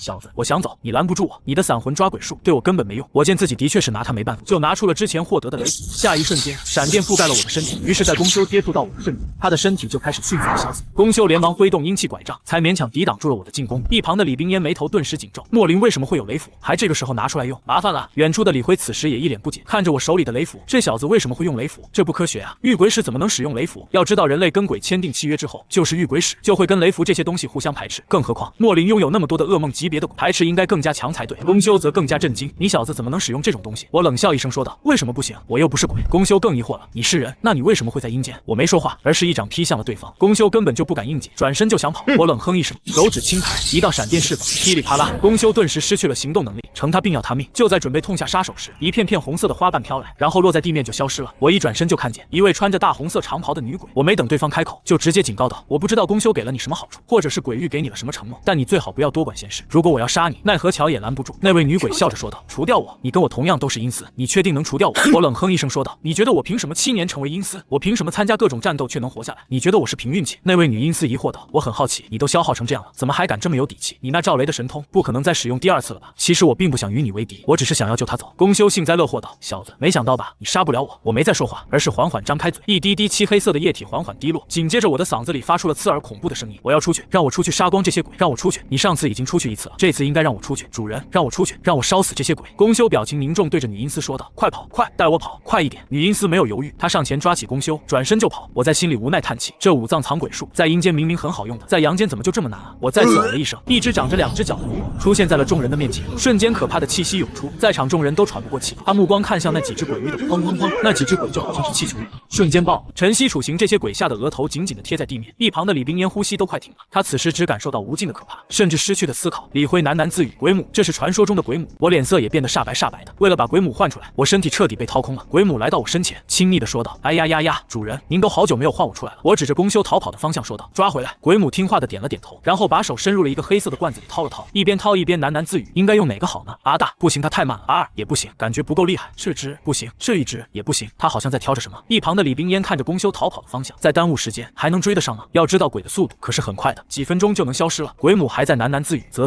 感觉这些小家伙都想出来透气，那就这一只好了。”很快，鬼母从坛子里抓出来一只蓝色小鬼，然后对着那只小鬼说道：“把他们抓过来。”蓝色小鬼点了点头：“好的，母亲大人。”随即，蓝色小鬼挥动叉子在空中搅拌，于是下一刻，那女阴司和公休的身影迅速开始动，就好像有漩涡把他们吸附过来一样。这位女阴司见自己逃不掉，连忙向我求饶道：“莫林，别杀我，让我走。”我很不屑地说道：“现在知道走了，晚了。”而另一边，鬼母趁你不注意，抬起了自己的手，下一秒，公休的身体被扭成麻花形状，我扑哧就腿出一口鲜血。鬼母连忙停手，然后慌张地安慰我道：“主人，您没事吧？我不出手了，我刚才只是想要试一试自己能使出几分力量。”我擦了擦嘴角的血，暗自有点庆幸，召唤出来的是鬼母，如果召唤的是另外几只，后果只会更严重。那几个肯定会尽情地释放自己的力量，他们可不会管自己的死活。随即，鬼母挥了挥手，抓住女阴司，然后把女阴司搓成团子，塞入了黑色的坛子中。接着，鬼母指向冰玉，朝我轻声问道：“那个女鬼好特别，可以给我吗？”冰玉吓得猛然一颤，我直接拒绝道：“不行。”鬼母轻声叹气：“好可惜啊，那接下来是不是该我许愿了？”我点了点头，说吧。鬼母笑着说道：“主人，找到我姐姐怨妻，然后杀了她。”我一阵头疼：“你姐姐是个活人？”鬼母点了点头：“当初她为了争夺家产，把我活活烧死了。我刚刚感受到她的气息了，她还活着，你要帮我杀了她。”我无奈的点了点头：“行，我知道了。”鬼母看出来我很难受，主动回到了我身体里，而我此时好像虚脱了一样，自己现在是连阴气都使不动。于是我对着冰玉开口道：“弄死他！”冰玉下一刻就用手直接把公休活活的撕碎了。这件事情到此就彻底的落下帷幕。至于那些铜钱天师府的人，则是全部都被李冰烟给带走关了起来。第二天一大早，我迷迷糊糊的听见了酒店门口有人在讨论着什么。你们说莫兄弟没事吧？应该没事。我听说昨天打的一架很猛，把净祠堂都给拆了。我说昨天晚上怎么感觉房子在颤抖？我还以为是地震呢。现在想想，应该是莫林打斗引起的动静。于是我朝着门外喊了一句：“谁呀？”福万三站在门口恭敬的说道：“莫兄弟，我是福万三。”另外一位男子跟着说道：“还有我是庄若。”我坐起身后说道：“进来吧。”随后福万三和庄若就进来了，然后他俩就好像是关心祖宗一样，关心起我来。“莫兄弟，您没事吧？听说您昨天吐血了。”一旁的庄若也是跟着附和道：“莫兄弟，我哥哥是医院的院长，我让他过来给您看看。”我无语的看着两人，一点小伤，不至于吧？庄若突然就慌了：“受伤了？这可不行！莫兄弟，我让我哥亲自给您检查。”一旁的福万三也露出一抹慌张：“您昨天遇见是什么级别的鬼，居然能伤到的您？”我摆了摆手说道：“行了，你俩我没事，不用去医院。”福万三见此就转移了话题：“听说您房子被火烧了，我给您准备了一套新的别墅。”不得不说他消息真的灵通，昨天莫林房子被火烧，今天他就知道了。福万三接着说道：“咱俩住在一个别墅区。”一旁的庄若也是跟着说道：“我也在那个别墅区。”我无奈的开口道：“行，我知道了，我过几天就去住。”福万三犹豫了会儿，还是坦白的说道：“莫兄弟，要不您现在就搬过去吧，黎家人来了，我们害怕被报复。”我恍然大悟的点了点头：“行吧。”于是1个多小时后，我就站在了自己的新家。然而我还没来得及四处看看，福万三就着急赶来了：“莫兄弟，黎家派人来了，现在就在我家里。”于是我就跟着福万三来到了他家。刚进门就看见一个穿着白色西装的女，翘着二郎腿，此时正在跟庄若说着什么。而这女子的身旁站着一个手臂上有纹身的男子。福万三小声和我介绍道：“她就是黎家的三小姐黎月梅。”黎月梅看见福万三带人来了，冷冷的说道：“福万三，你怎么还喊人来了？我不是说过了吗？我只是来问问话，我又不杀人，你怕什么？”福万三笑着解释道：“这人是我朋友。”黎月梅话锋突然一转的质问道：“我就想问一下，黎三的死跟谁有关系？”随即他拿出一张照片问道：“这个女人你们应该认识吧？”照片上的女人双手被吊起，身体布满了一道道鞭打的痕迹，她一身的血，样子看着有点凄惨。我朝黎月梅质问道：“红颜勋他人在哪里？”黎月梅没有回答，而是问道：“黎三的死是不是跟你有关系？”我直接说道：“黎三就是我杀的。”接下来该你回答我了，红烟勋在哪里？又是谁把他伤成这样的？黎月梅漫不经心的说道：“这女人还挺好，都被打成这样了，愣是都没有透露一句关于你们的消息。”我皱眉开口道：“你听不懂人话吗？我是问他人在哪里，是谁把他打成这样子的？”话音刚落，周围就突然出现几道鬼影。黎月梅身体猛然一颤，她感觉到自己身后好像有什么东西，她缓缓回头，这才看见一只女鬼正站在自己的身后，死死的盯着自己。这一刻，她本能的想要呼喊保镖，却看见那保镖此时都被鬼给抓住。她的保镖可是3级遇鬼使，可此时连反抗的机会都没有。黎月梅脸色凝重的看向我，没想到这么一个小地方居然有噩梦级的鬼。黎月梅连忙说道：“别激动，千万别激动。”然而下一刻，陈曦就掐住了黎月梅的脖子，她脸颊瞬间就憋得通红。“我不是来跟我。”我见此就对着陈曦说道：“松开。”随即黎月梅的身体重重地砸在地面，她大口的喘气，缓了好一会儿才说道：“差点掐死我，我又不是来找麻烦的，你还真的打算弄死我啊？”我意外的看了她一眼，问道：“什么意思？”黎月梅揉了揉脖子，看向福万三和周若，俩人对视一眼后就转身走出了别墅。等俩人都出去后，黎月梅才开口道：“这个女人不是我抓来的，也不是我动手打了她，是我大哥的人，我可以帮你把她救出来，并且你们杀了黎三的事情，我也可以帮你们压下去。”我冷冷的说道：“天下没有免费的午餐，先说说条件吧。”黎月梅笑着说道：“你帮我成为黎家继承人。”随即黎月梅就开始述说她家的情况。原来黎家一共有3男1女，大哥是长子，二哥是次子，黎月梅则是3女儿，黎三则是养子。黎家家主有2个老婆，大老婆生了大儿子，二老婆生了二儿子。至于黎月梅，她是小三生的孩子，天赋比不过自己的2个哥哥，所以在黎家没有什么人愿意支持她，并且她也一直受到大哥跟二哥的压榨。这么些年，她一直都都在隐忍，直至半年前，他无意中得知他那个大哥想要弄死他跟他母亲，于是他就有了反抗的念头。但反抗需要的是实力。直至今天，他遇见我之后，那颗反抗的萌芽才彻底绽放。我了解完情况后，直截了当的道：“我可以帮你，但是你不仅要帮我救出红烟熏，压下离三的事情，最后你要把幽都明火给我。”黎月梅听后不确定的问道：“幽都明火，你认真的吗？”我面无表情的说道：“我当然是认真的，你就说行不行吧？”黎月梅咬牙说道：“如果你能收服幽都明火，我可以把它给你，但前提是我能成为黎家的继承人，要不然我也没有办法接触到幽都明火。”我听后笑着说道：“很高兴我们能够合作。”黎月梅也笑着说道：“那你就先当我的保镖，然后我找机会让你以保镖的身份进入黎家。”我点了点头，没问题，保镖这活我熟。随即我又说道：“我想尽快把红烟熏救出来。”黎月梅站起身说道：“行，我现在就带你去。”我俩一出来，福万三就着急走上来问道：“莫兄弟，怎么样了？”我笑着说道：“放心吧，事情已经解决了。”福万三偷偷瞥了一眼黎月梅，看见黎月梅面带笑容，也就确定了莫林说的话，于是松了口气说道：“没事了就行。莫兄弟，真要谢谢你啊，这份恩情我必定铭记于心。”我直接说道：“那刚好，我手里有几件极品鬼器，你帮我卖了吧。”福万三诧异的问道：“您这是没钱了？”我点了点头道：“没了。”福万三惊呼道：“20多万冥币，才2天就用完了。”随即福万三知道自己多嘴，连忙承诺道：“莫兄弟，您放心，卖鬼器的事情就交给我吧。”我一边往前走一边说道：“那行，走吧，跟我回家拿。”很快我们就来到了我的新家。黎月梅在踏入大门的瞬间，就感觉自己好像被什么东西盯上了一样，于是她开口问道：“你这家伙是不是养鬼了？”我随口回道：“算是吧。”黎月梅脸色大变，连忙后退2步，警惕地盯着我。我无语地翻了个白眼，想什么呢？我是正经人，我是用冥币养鬼。黎月梅尴尬地咳嗽了2声，嗨嗨，这不怪我想多。前些年有一个兵家，一家36口人被人一夜屠尽，而杀他们的人就是为了养鬼。我听后追问道：“后来呢？凶手怎么样了？”黎月梅叹了口气说道：“后来就不了了之了，凶手还在逍遥法外呢，而我没看见。”此时站在门口的冰玉双眼流出了血泪，另一边我已经从抽屉里拿出了13件鬼器，放在了桌子上，对福万三说道：“就这些鬼器了。”福万三还没说什么，黎月梅却激动地说道：“13件竟然都是可以使用7次的极品鬼器。”随即她抬头看向我问道：“可以卖给我2件吗？”我点头道：“可以啊，3万冥币，不讲价。”于是黎月梅就挑选了2件鬼器，剩下的我就都交给了福万三，而我则跟着黎月梅来到了郊区的一栋别墅大门口。就在我们准备进去时，一个保镖拦住了黎月梅：“黎小姐，您不能进去。”黎月梅二话不说召唤出一只恐怖级契约鬼，然后才呵斥道：“我是黎家3小姐，我看谁敢拦我！”这人见黎月梅如此强势，只能放我俩进去。而我一进去，就看见一个男子用皮鞋踩在红烟熏的脸上，而红烟熏就好像死人一样躺在地面一声不吭。中年男子不屑地吐槽道：“这女人嘴真硬，不管我怎么折磨她，她愣是什么都不说。”我很愤怒，也很疑惑，红烟熏堂堂4级御鬼使，怎么会被打成这样？红烟熏听见动静，艰难地抬起头，在看见我那一刻，他身体微微一颤，随即就红了眼。中年男子右手抓住红烟熏的头发，把红烟熏的头提起来：“哟，你还知道哭？我还以为你是一个死人呢。”随即中年男子看向黎月梅，毫不客气地质问道：“黎小姐，有什么事情吗？”黎月梅皱眉说道：“把这个女人给我，黎三的事情以后你们就不用管了。”中年男子没等他把话说完，就打断道：“黎小姐，你一句话就想接下这件事，是不是有点离谱？这件事目前归大少爷管，轮不到你插手。”黎月梅刚准备发难，我就上前一步质问道：“他是被你打成这样的？”中年男子不耐烦地朝我呵斥道：“你 TM 算哪根葱？有你多嘴的份！”他话还没说完，晨曦就忽然出现，一只手抓住中年男子的头，就往地面猛砸，地板都被砸得裂开。突如其来的一幕让中年男子猝不及防，他赶忙召唤出自己的契约鬼。契约鬼刚出来，晨曦反手就把他的契约鬼给活吞了。中年男子立马怂了：“兄弟，有话好好说。”我再次开口问道：“是谁把他打成这样的？”中年男子刚准备解释：“是我。”我也只是扑哧一声，晨曦的手就从中年男子的胸口穿过。黎月梅见此开口道：“人死了，事情我会承担，但你可别跑路呀，不然我可就麻烦了。”我走过去缓缓把红烟熏扶了起来，然后才说道：“你放心，我还没得到幽都明火，不会跑的。”黎月梅这才松了口气。这时候红烟熏虚弱的朝我感谢道：“谢谢你。”我脸色不好看的说道：“你不用谢我，是我连累你了。还有啊，你一个堂堂4级御鬼师，到底怎么被抓的？”红烟熏露出一抹惨笑：“被算计了，怪我自己没有危机感。”我这时才发现他身上没有一点鬼气，就好像是被封印了一样。随即我就注意到了他手臂上贴着一枚铜钱，我没有去碰这枚铜钱，毕竟这玩意儿弄不好可能会对红烟熏的契约鬼造成不可逆的伤害。一旁的黎月梅也看到了铜钱，于是朝我解释道：“这是铜钱天师府的手段。”我不耐烦地抱怨道：“又是铜钱天师府，我倒要去看看这个铜钱天师府到底有多厉害，3番2次的找我事，觉得我好欺负不成？”黎月梅在一旁连忙说道：“铜钱天师府在北海，不在云川。”我轻呼一口气，差点把我气疯了，都忘记这茬了。我把心里的火气暂时都压了下去，然后朝红烟熏问道：“你知道在你身上设下封印的人叫什么吗？”红烟熏吐出2个字：“元辉。”我一边从兜里拿出手机，一边说道：“我知道了，这件事情我一定给你一个交代。”然后就在群里发信息问道：“谁认识元辉？我要找他。”林夕，你找元辉干什么？他可是铜钱天师府的人。莫林，解决恩怨，你知道他在哪里吗？林夕，我知道他就在我前面吃饭，你赶紧来。莫林，把位置发给我，我现在就过去。随后林夕就把位置发给了我，我当即就带着红烟熏来到了林夕给的定位万海广场。我一眼就看到了林夕，他此时正站在广场上，目光四处寻找。当他看到我的第一时间，就朝我小跑过来，然后指着不远处一个男人说道：“快点，人在那里。”眼看元辉要走了，林夕着急的吼了一句：“站住！”元辉站定后，疑惑的看向我们说道：“还有什么事吗？”我怒气冲冲的说道：“别特么跟我装蒜！红烟熏身上的封印是不是你弄的？”元辉当即冷下脸来：“跟你有什么关系？”我冷冷的开口道：“你马上把红烟熏身上的封印解开。”元辉想也不想就拒绝道：“不好意思，我做不到。”我冷哼一声：“晨曦出来！”晨曦出现的瞬间就对着元辉抓去，元辉赶紧倒退，然后拿出一枚铜钱来抵挡挡陈曦的进攻。然而下一秒，砰的一声，铜钱就在空中碎裂开来。陈曦下一刻就抓住了袁辉。就在此时，一柄铜钱剑拦住了陈曦的动作。一个白胡子的老人不知道什么时候出现，只见那老头说道：“小兄弟，不是有噩梦级的鬼就能为所欲为。”我朝着老头质问道：“你要多管闲事。”老头再次劝道：“小兄弟，有什么事情好好说不行吗？”我冷笑一声：“你让我好好说话？我朋友险些被人活活的给打死了，所以我凭什么要好好说话？”老头沉默了一会儿才说道：“袁辉，他是我铜钱天师府的人，要不我让他给你道歉。”莫林冷哼一声：“那我把袁辉打个半死，然后再跟你道歉，你接受吗？”就当老头还准备再说些什么的时候，林夕直接打断道：“铜钱天师府算个屁啊！你逼逼叨叨的，你信不信我能让你们离不开云川？”我惊讶的看着一旁的林夕，这家伙什么时候这么硬气？林夕有点小得意，朝我说道：“莫哥，这么惊讶干什么？这里是云川，是咱们的地方，轮不到这群人撒野。”白发老人面色难看的问道：“小兄弟，你想怎么样？”我不耐烦的说道：“这句话应该是我问你才对，你们铜钱天师府到底想干什么？这么喜欢找我麻烦？”白发老人一脸疑惑：“你什么意思？”我不想再和他废话，径直朝袁辉走去。白发老头很不识趣的再次拦在我身前：“小兄弟，你应该明白，你噩梦级的鬼对我没有用。”我嘴角缓缓勾起一个冷笑，下一秒，雷符就出现在了我的手指间，随即我整个人就像是一指利指朝着老头冲去。老头愣了一瞬，然后就连忙挥出铜钱剑，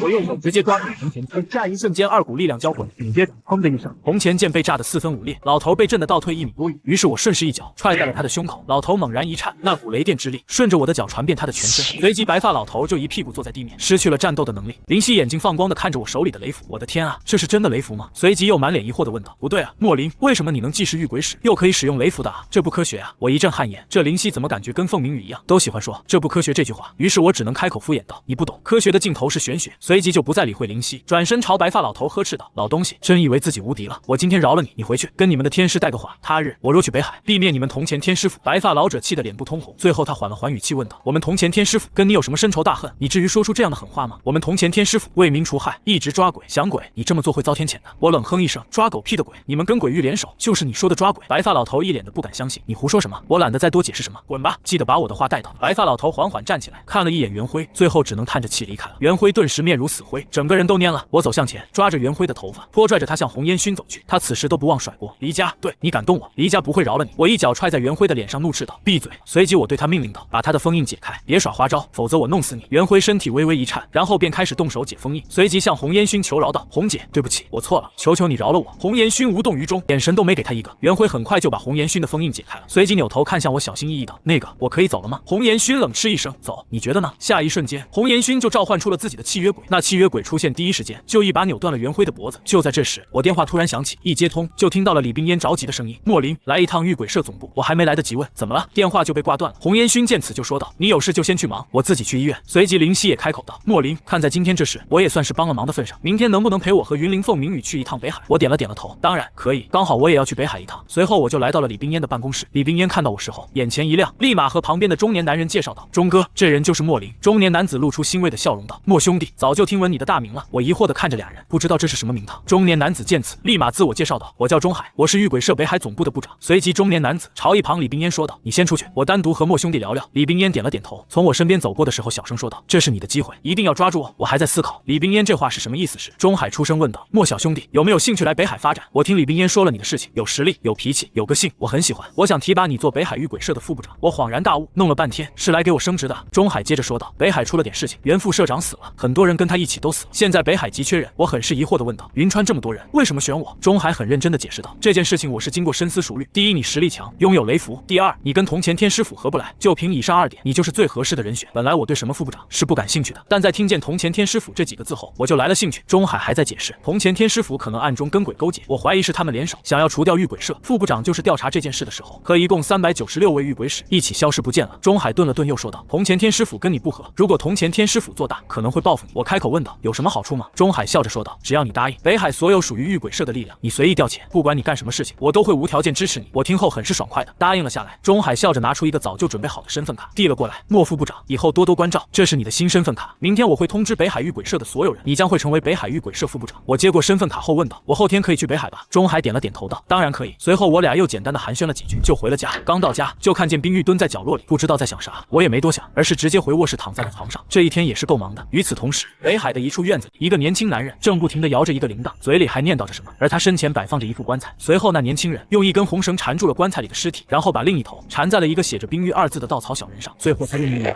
于是原本老实蹲在角落里的冰玉忽然猛地起身，眼神变得无神，他身体不受控制地朝我的卧室走来。不一会儿，我猛地睁眼，就看见冰玉正掐着我的脖子。我有点懵，啥情况啊这是？紧接着我感受到窒息。我连忙拿出雷斧，雷电之力瞬间涌现，硬生生的把冰玉震开。可能是力量受到了影响，冰玉恢复了一些理智。只见他带着哭腔，断断续续的说道：“莫大人，快走，我控制不了自己。”话还没说完，冰玉就再次朝我劈，我连忙躲开。下一个，我的床当即就4分5裂了。不是这好端端的冰玉怎么会攻击自己？眼看冰玉再次冲来，我只能再次使用雷斧挡住了他的攻击。冰玉可是自己花费了足足20多万人培养出来的，我总不能把自己的鬼给打散魂吧？那不是太亏了？而且根据他的反应来看，他现在就好像是提线木偶一样，被人操控了。就在我俩僵持的时候，冰云竟然转身就跑，应该是操控冰玉的人，感觉他杀不了我，所以准备操控他逃走。我见此，连忙拿出镇鬼书，直接甩出去。下一刻，冰玉就被关进了镇鬼书中。同一时间，北海那年轻人操控的稻草人突然就爆炸，红绳也断了。年轻人喃喃自语道：“还真是个高人，看来只能下次找机会了。反正他的尸体在这里，不愁没有机会控制他。而你这边，冰玉在被关进镇鬼书后就恢复了正常。于是我传声问道：怎么回事？冰玉情绪很激动道：是杀死我的那些人，那些人养鬼，杀了我家里人。我在父亲的帮助下才侥幸活下来的。他这么一说，让我想起上次李月梅跟自己提起过，有人为了养鬼杀了一个冰家的很多人。看来冰玉就是那个受害者。随即我就明白过来，对方应该是用冰玉的尸体控制了他的。那这可不行，这是自己的鬼，怎么能被别人控制？于是我再次开口问道：对方是谁？在哪里？冰玉凄凄然地说道：我不知道他们叫什么，但我知道他们在北海。只要去北海，我一定可以认出他们。我听后喃喃自语：这北海不去还不行。于是第二天，我和林夕、云灵凤、明宇一行4人坐最早的一班高铁来到了北海。出了高铁站后，我们随便打了一辆出租车去北海的玉鬼社总部。但出租车行驶了10分钟后，我就发现了不对，连忙说道：这不是往玉鬼社总部的路。凤明宇疑惑地问道：你以前来过，你怎么知道的？他说着就扭头看向了车窗外，当即就顿时收了声，因为此时的车窗外是郊区的景色。要知道玉鬼社总部可是在市中心，怎么可能越走越荒凉呢？于是凤明宇朝司机命令道：马上停车。司机不闻不问，甚至加快了车速。凤明宇冷哼一声，就召唤出了他的契约鬼。就在他准备强行让车子停下时，砰的一声，出租车司机就这么自爆了。这一幕也太恶心了，林夕当场就吐了出来。等我们下车后，发现四周浓雾弥漫，能见度不足1米。林夕开口问凤明宇：是不是有人想让我们死在这里？凤明宇点头附和道：应该是的。就在这时，2只恐怖级的鬼从迷雾中朝我们冲来。云灵对着我们说道：你们先撤，我拦下这2只恐怖级的鬼。我出声打断道：交给我就行了。不等云灵再说什么，我就召唤出了晨曦。云灵惊讶地张着嘴：噩梦级，你就是他们说的5级玉鬼使？我没理会云灵，而是再次开口道：处刑出来。那2只恐怖级的鬼吓得转身就逃，可惜已经来不及了。下一刻，晨曦闪身到其中1只鬼的身前，然后一爪子就解决了对方。处刑也同时解决了另外1只鬼。云灵再次惊呼道：你竟然跟我一样有2只契约鬼！凤明宇看见云灵吃惊的表情，嘴角上翘，有点小得意。当初自己跟莫林一起抓鬼的时候，不知道被莫林震惊了多少次，这次总算轮到别人。随后我们就没再遇见意外，顺利的抵达了北海的玉鬼社总部。很快我们就见到了一个穿着黑西装的男人。你们是云川来的玉鬼师吧？我叫曹明朗，是北海玉鬼社的代副部长。随后他又装作不经意的问道：几位来这里没有遇见什么意外吧？我笑着说道：没有意外啊。曹明朗点了点头说道：那就好，这段时间意外太多了，我们玉鬼社折损了很多人，你们来的真的是太及时了。随即曹明朗就给我们几个分配了任务，我被安排去了西郊，林夕等人则是被安排去了别的地方。临分开的时候，我朝他们几个说道：这北海水有点深，你们执行任务小心一点，有什么危险第一时间给我发消息。随后我就跟着一个小队来到了西郊。小队里一个年轻女子抱怨道：哎，自从玉鬼社副部长死了之后，每天都有抓不完的鬼，就好像有人故意放这些鬼出来一样。一位中年男子安慰道：别想这么多了，干好自己的事情就行了。然后又对我说道：小兄弟，北海的鬼特别凶，等会儿抓鬼的时候，你如果实在不敌就躲我身后。我点了点头和他攀谈起来。于是我就了解到，这中年男子叫做郑南，是一位4级玉鬼使，也是这个小队的队长，有丰富的抓鬼经验。天色逐渐变暗，我们也到达了一所学校的大门口。郑南对大家说道：这里有2只恐怖级的鬼，我们只要小心一点就没大问题。然而我走进学校后，就发现事情并不简单，这空中弥漫的鬼气都形成一团团黑色的云雾了，怎么可能只有2只恐怖级的鬼？看见我站在原地一动不动，郑南误以为我害怕了，就拍了拍我的肩膀说道：你别害怕，等会儿你别往前冲，先看我们怎么抓鬼。说话间，我们几人已经来到了学校1楼。这些人找鬼的方式很简单，就是一点点的搜索。很快我们就在一间教室里看见一个穿着白色衣服的女鬼。郑南一声令下，动手，众人就纷纷召唤出契约鬼，一拥而上，把这个女鬼给分吃了。随后郑南说道：大家再找一找，应该还有1只鬼。于是众人再次开启地毯式搜索，一整栋教学楼都给找遍了，也没有找到另外1只鬼。之前那位年轻女子开口问道：会不会只有1只鬼？郑南摇了摇头道：总部的消息应该不会出错。就在这时，一个男子忽然惊呼道：我看见了，那只鬼在后院。于是众人都朝后院跑去，我连忙朝郑南提醒道：后院很危险。郑南笑着说道：放心吧，没事的。当我们来到后院后，发现这里只有孤零零的一间老房子。一只脸部腐烂的鬼忽然出现，郑南等人连忙追了过去。一个男子和自己的契约鬼一个闪身，就拦住在这只的鬼的正前方。然后他对着郑南催促道：我拦住这只鬼，你们赶紧动手。但郑南却大声喊道：快跑！男子缓缓回头，发现又1只鬼出现在了自己的身后。只见这只鬼一伸手就抓住脸部腐烂的鬼，然后就像是吃零食一般，把那只男鬼给嚼了。这是噩梦级的鬼，所有人都吓得腿软。我喊了一句：晨曦出来！下一刻晨曦就出现，这突如其来的一幕让在场众人皆是一惊。这家伙是5级玉鬼使，这种大佬级别的人物怎么来了？而晨曦一出现就是碾压，只见他一个闪身就抓住了那噩梦级鬼的脖子，紧接着一道赤红色的火焰突然从晨曦身上窜出来，然后瞬间就把这噩梦级鬼吞噬了。我也有点吃惊的看着这一幕，晨曦居然领悟了新的诡计。小兄弟，你还真是低调，早知道你是一位5级玉鬼使，我们就不不会这么紧张了。我没接这话，而是反问道：这种噩梦级的鬼很多吗？郑南解释道：以前根本就没有噩梦级的鬼，自从副部长死了之后，就经常会出现了。我摸着下巴开始思考，通过刚刚的交手，我感觉这只噩梦级的鬼是被人培养出来的。看来这北海的水比想象的还要深啊！很快，我们一行人就回到了御鬼社总部。一进门就看见所有御鬼使都脸色凝重地站在大厅里。只见曹明朗站在最中心的位置，无奈地说着：钟哥的事情我也很无奈，但现在最好的办法就是保存实力。我们现在去救钟哥，就等于去送死。钟哥提拔我做代理副部长，他是我的恩人，我比在场的所有人都要难过。我朝站在我前面的御鬼使问道：怎么回事？那御鬼使一脸愁容地说道：部长钟海回来了，但他目前被困在三象港，那里有很多噩梦级的鬼，这让我们怎么办啊？郑南率先出声道：曹部长，我觉得应该去救钟海大哥。曹明朗一副为难地说道：郑南，你应该知道三象港有3只噩梦级的厉鬼，而我们只有我一个5级御鬼使，我不想让大家去送死。而我在找了一圈，也没看到云林3人后，就知道肯定出事了。于是我就开口问道：钟海怎么会被困在三象港？曹明朗一副后悔的表情地说道：这件事情也怪我，我安排云林3个去抓鬼，没想到他们竟然擅作主张去了三象港。钟海大哥得知后，就着急的去三象港救他们，我拦都拦不住，我直接打断质问道：是他们擅作主张去的，还是你安排的？曹明朗当即冷下脸来：你什么意思？我冷笑一声，字面意思听不懂吗？郑南这时候站出来道：先不争论这些了，我们赶紧去救人。当即就有人跟着附和道：没错，我们赶紧去救人。曹明朗这次装都不装了，直接出声阻拦的：我现在是代理副部长，我说了不允许去救人，所有人就哪里都不许去。我再次开口道：你现在不是代理副部长了。曹明朗翻了个白眼：你以为你是什么东西？你说不是就不是。我拿出身份卡展示道：因为我是正式的北海御鬼使副部长，前几天钟海刚任命的。郑南上前仔细的看了看身份卡后说道：没有错，莫林就是副部长。曹明朗露出一抹慌张，如果真的让莫林去把钟海救出来，那自己可就麻烦了。于是他故作镇定道：假的，这身份卡是假的。在场的所有人都沉默了，都是御鬼社的老人，身份卡真的假的一眼就能辨认。我扫视了一圈众人后，冷冷的问道：你们还有谁质疑我的身份？都站出来吧。很快曹明朗身后几个人出声道：你小子别装了，你就是假的，你的身份卡肯定也是假的。我冷冷的下令道：所有人都跟我去三象港救人，但凡不从者一律当作叛徒处理。随后我扭头问身旁的郑南：御鬼社怎么对付叛徒？郑南缓缓吐出2个字：处死。我点了点头，然后再次看向曹明朗等人说道：他们都是御鬼社叛徒。曹明朗冷笑一声：呵呵，我看谁敢动我。随即他就召唤出了自己噩梦级契约鬼，恐怖的杀意瞬间笼罩在整个大厅。我冷哼一声：晨曦出来。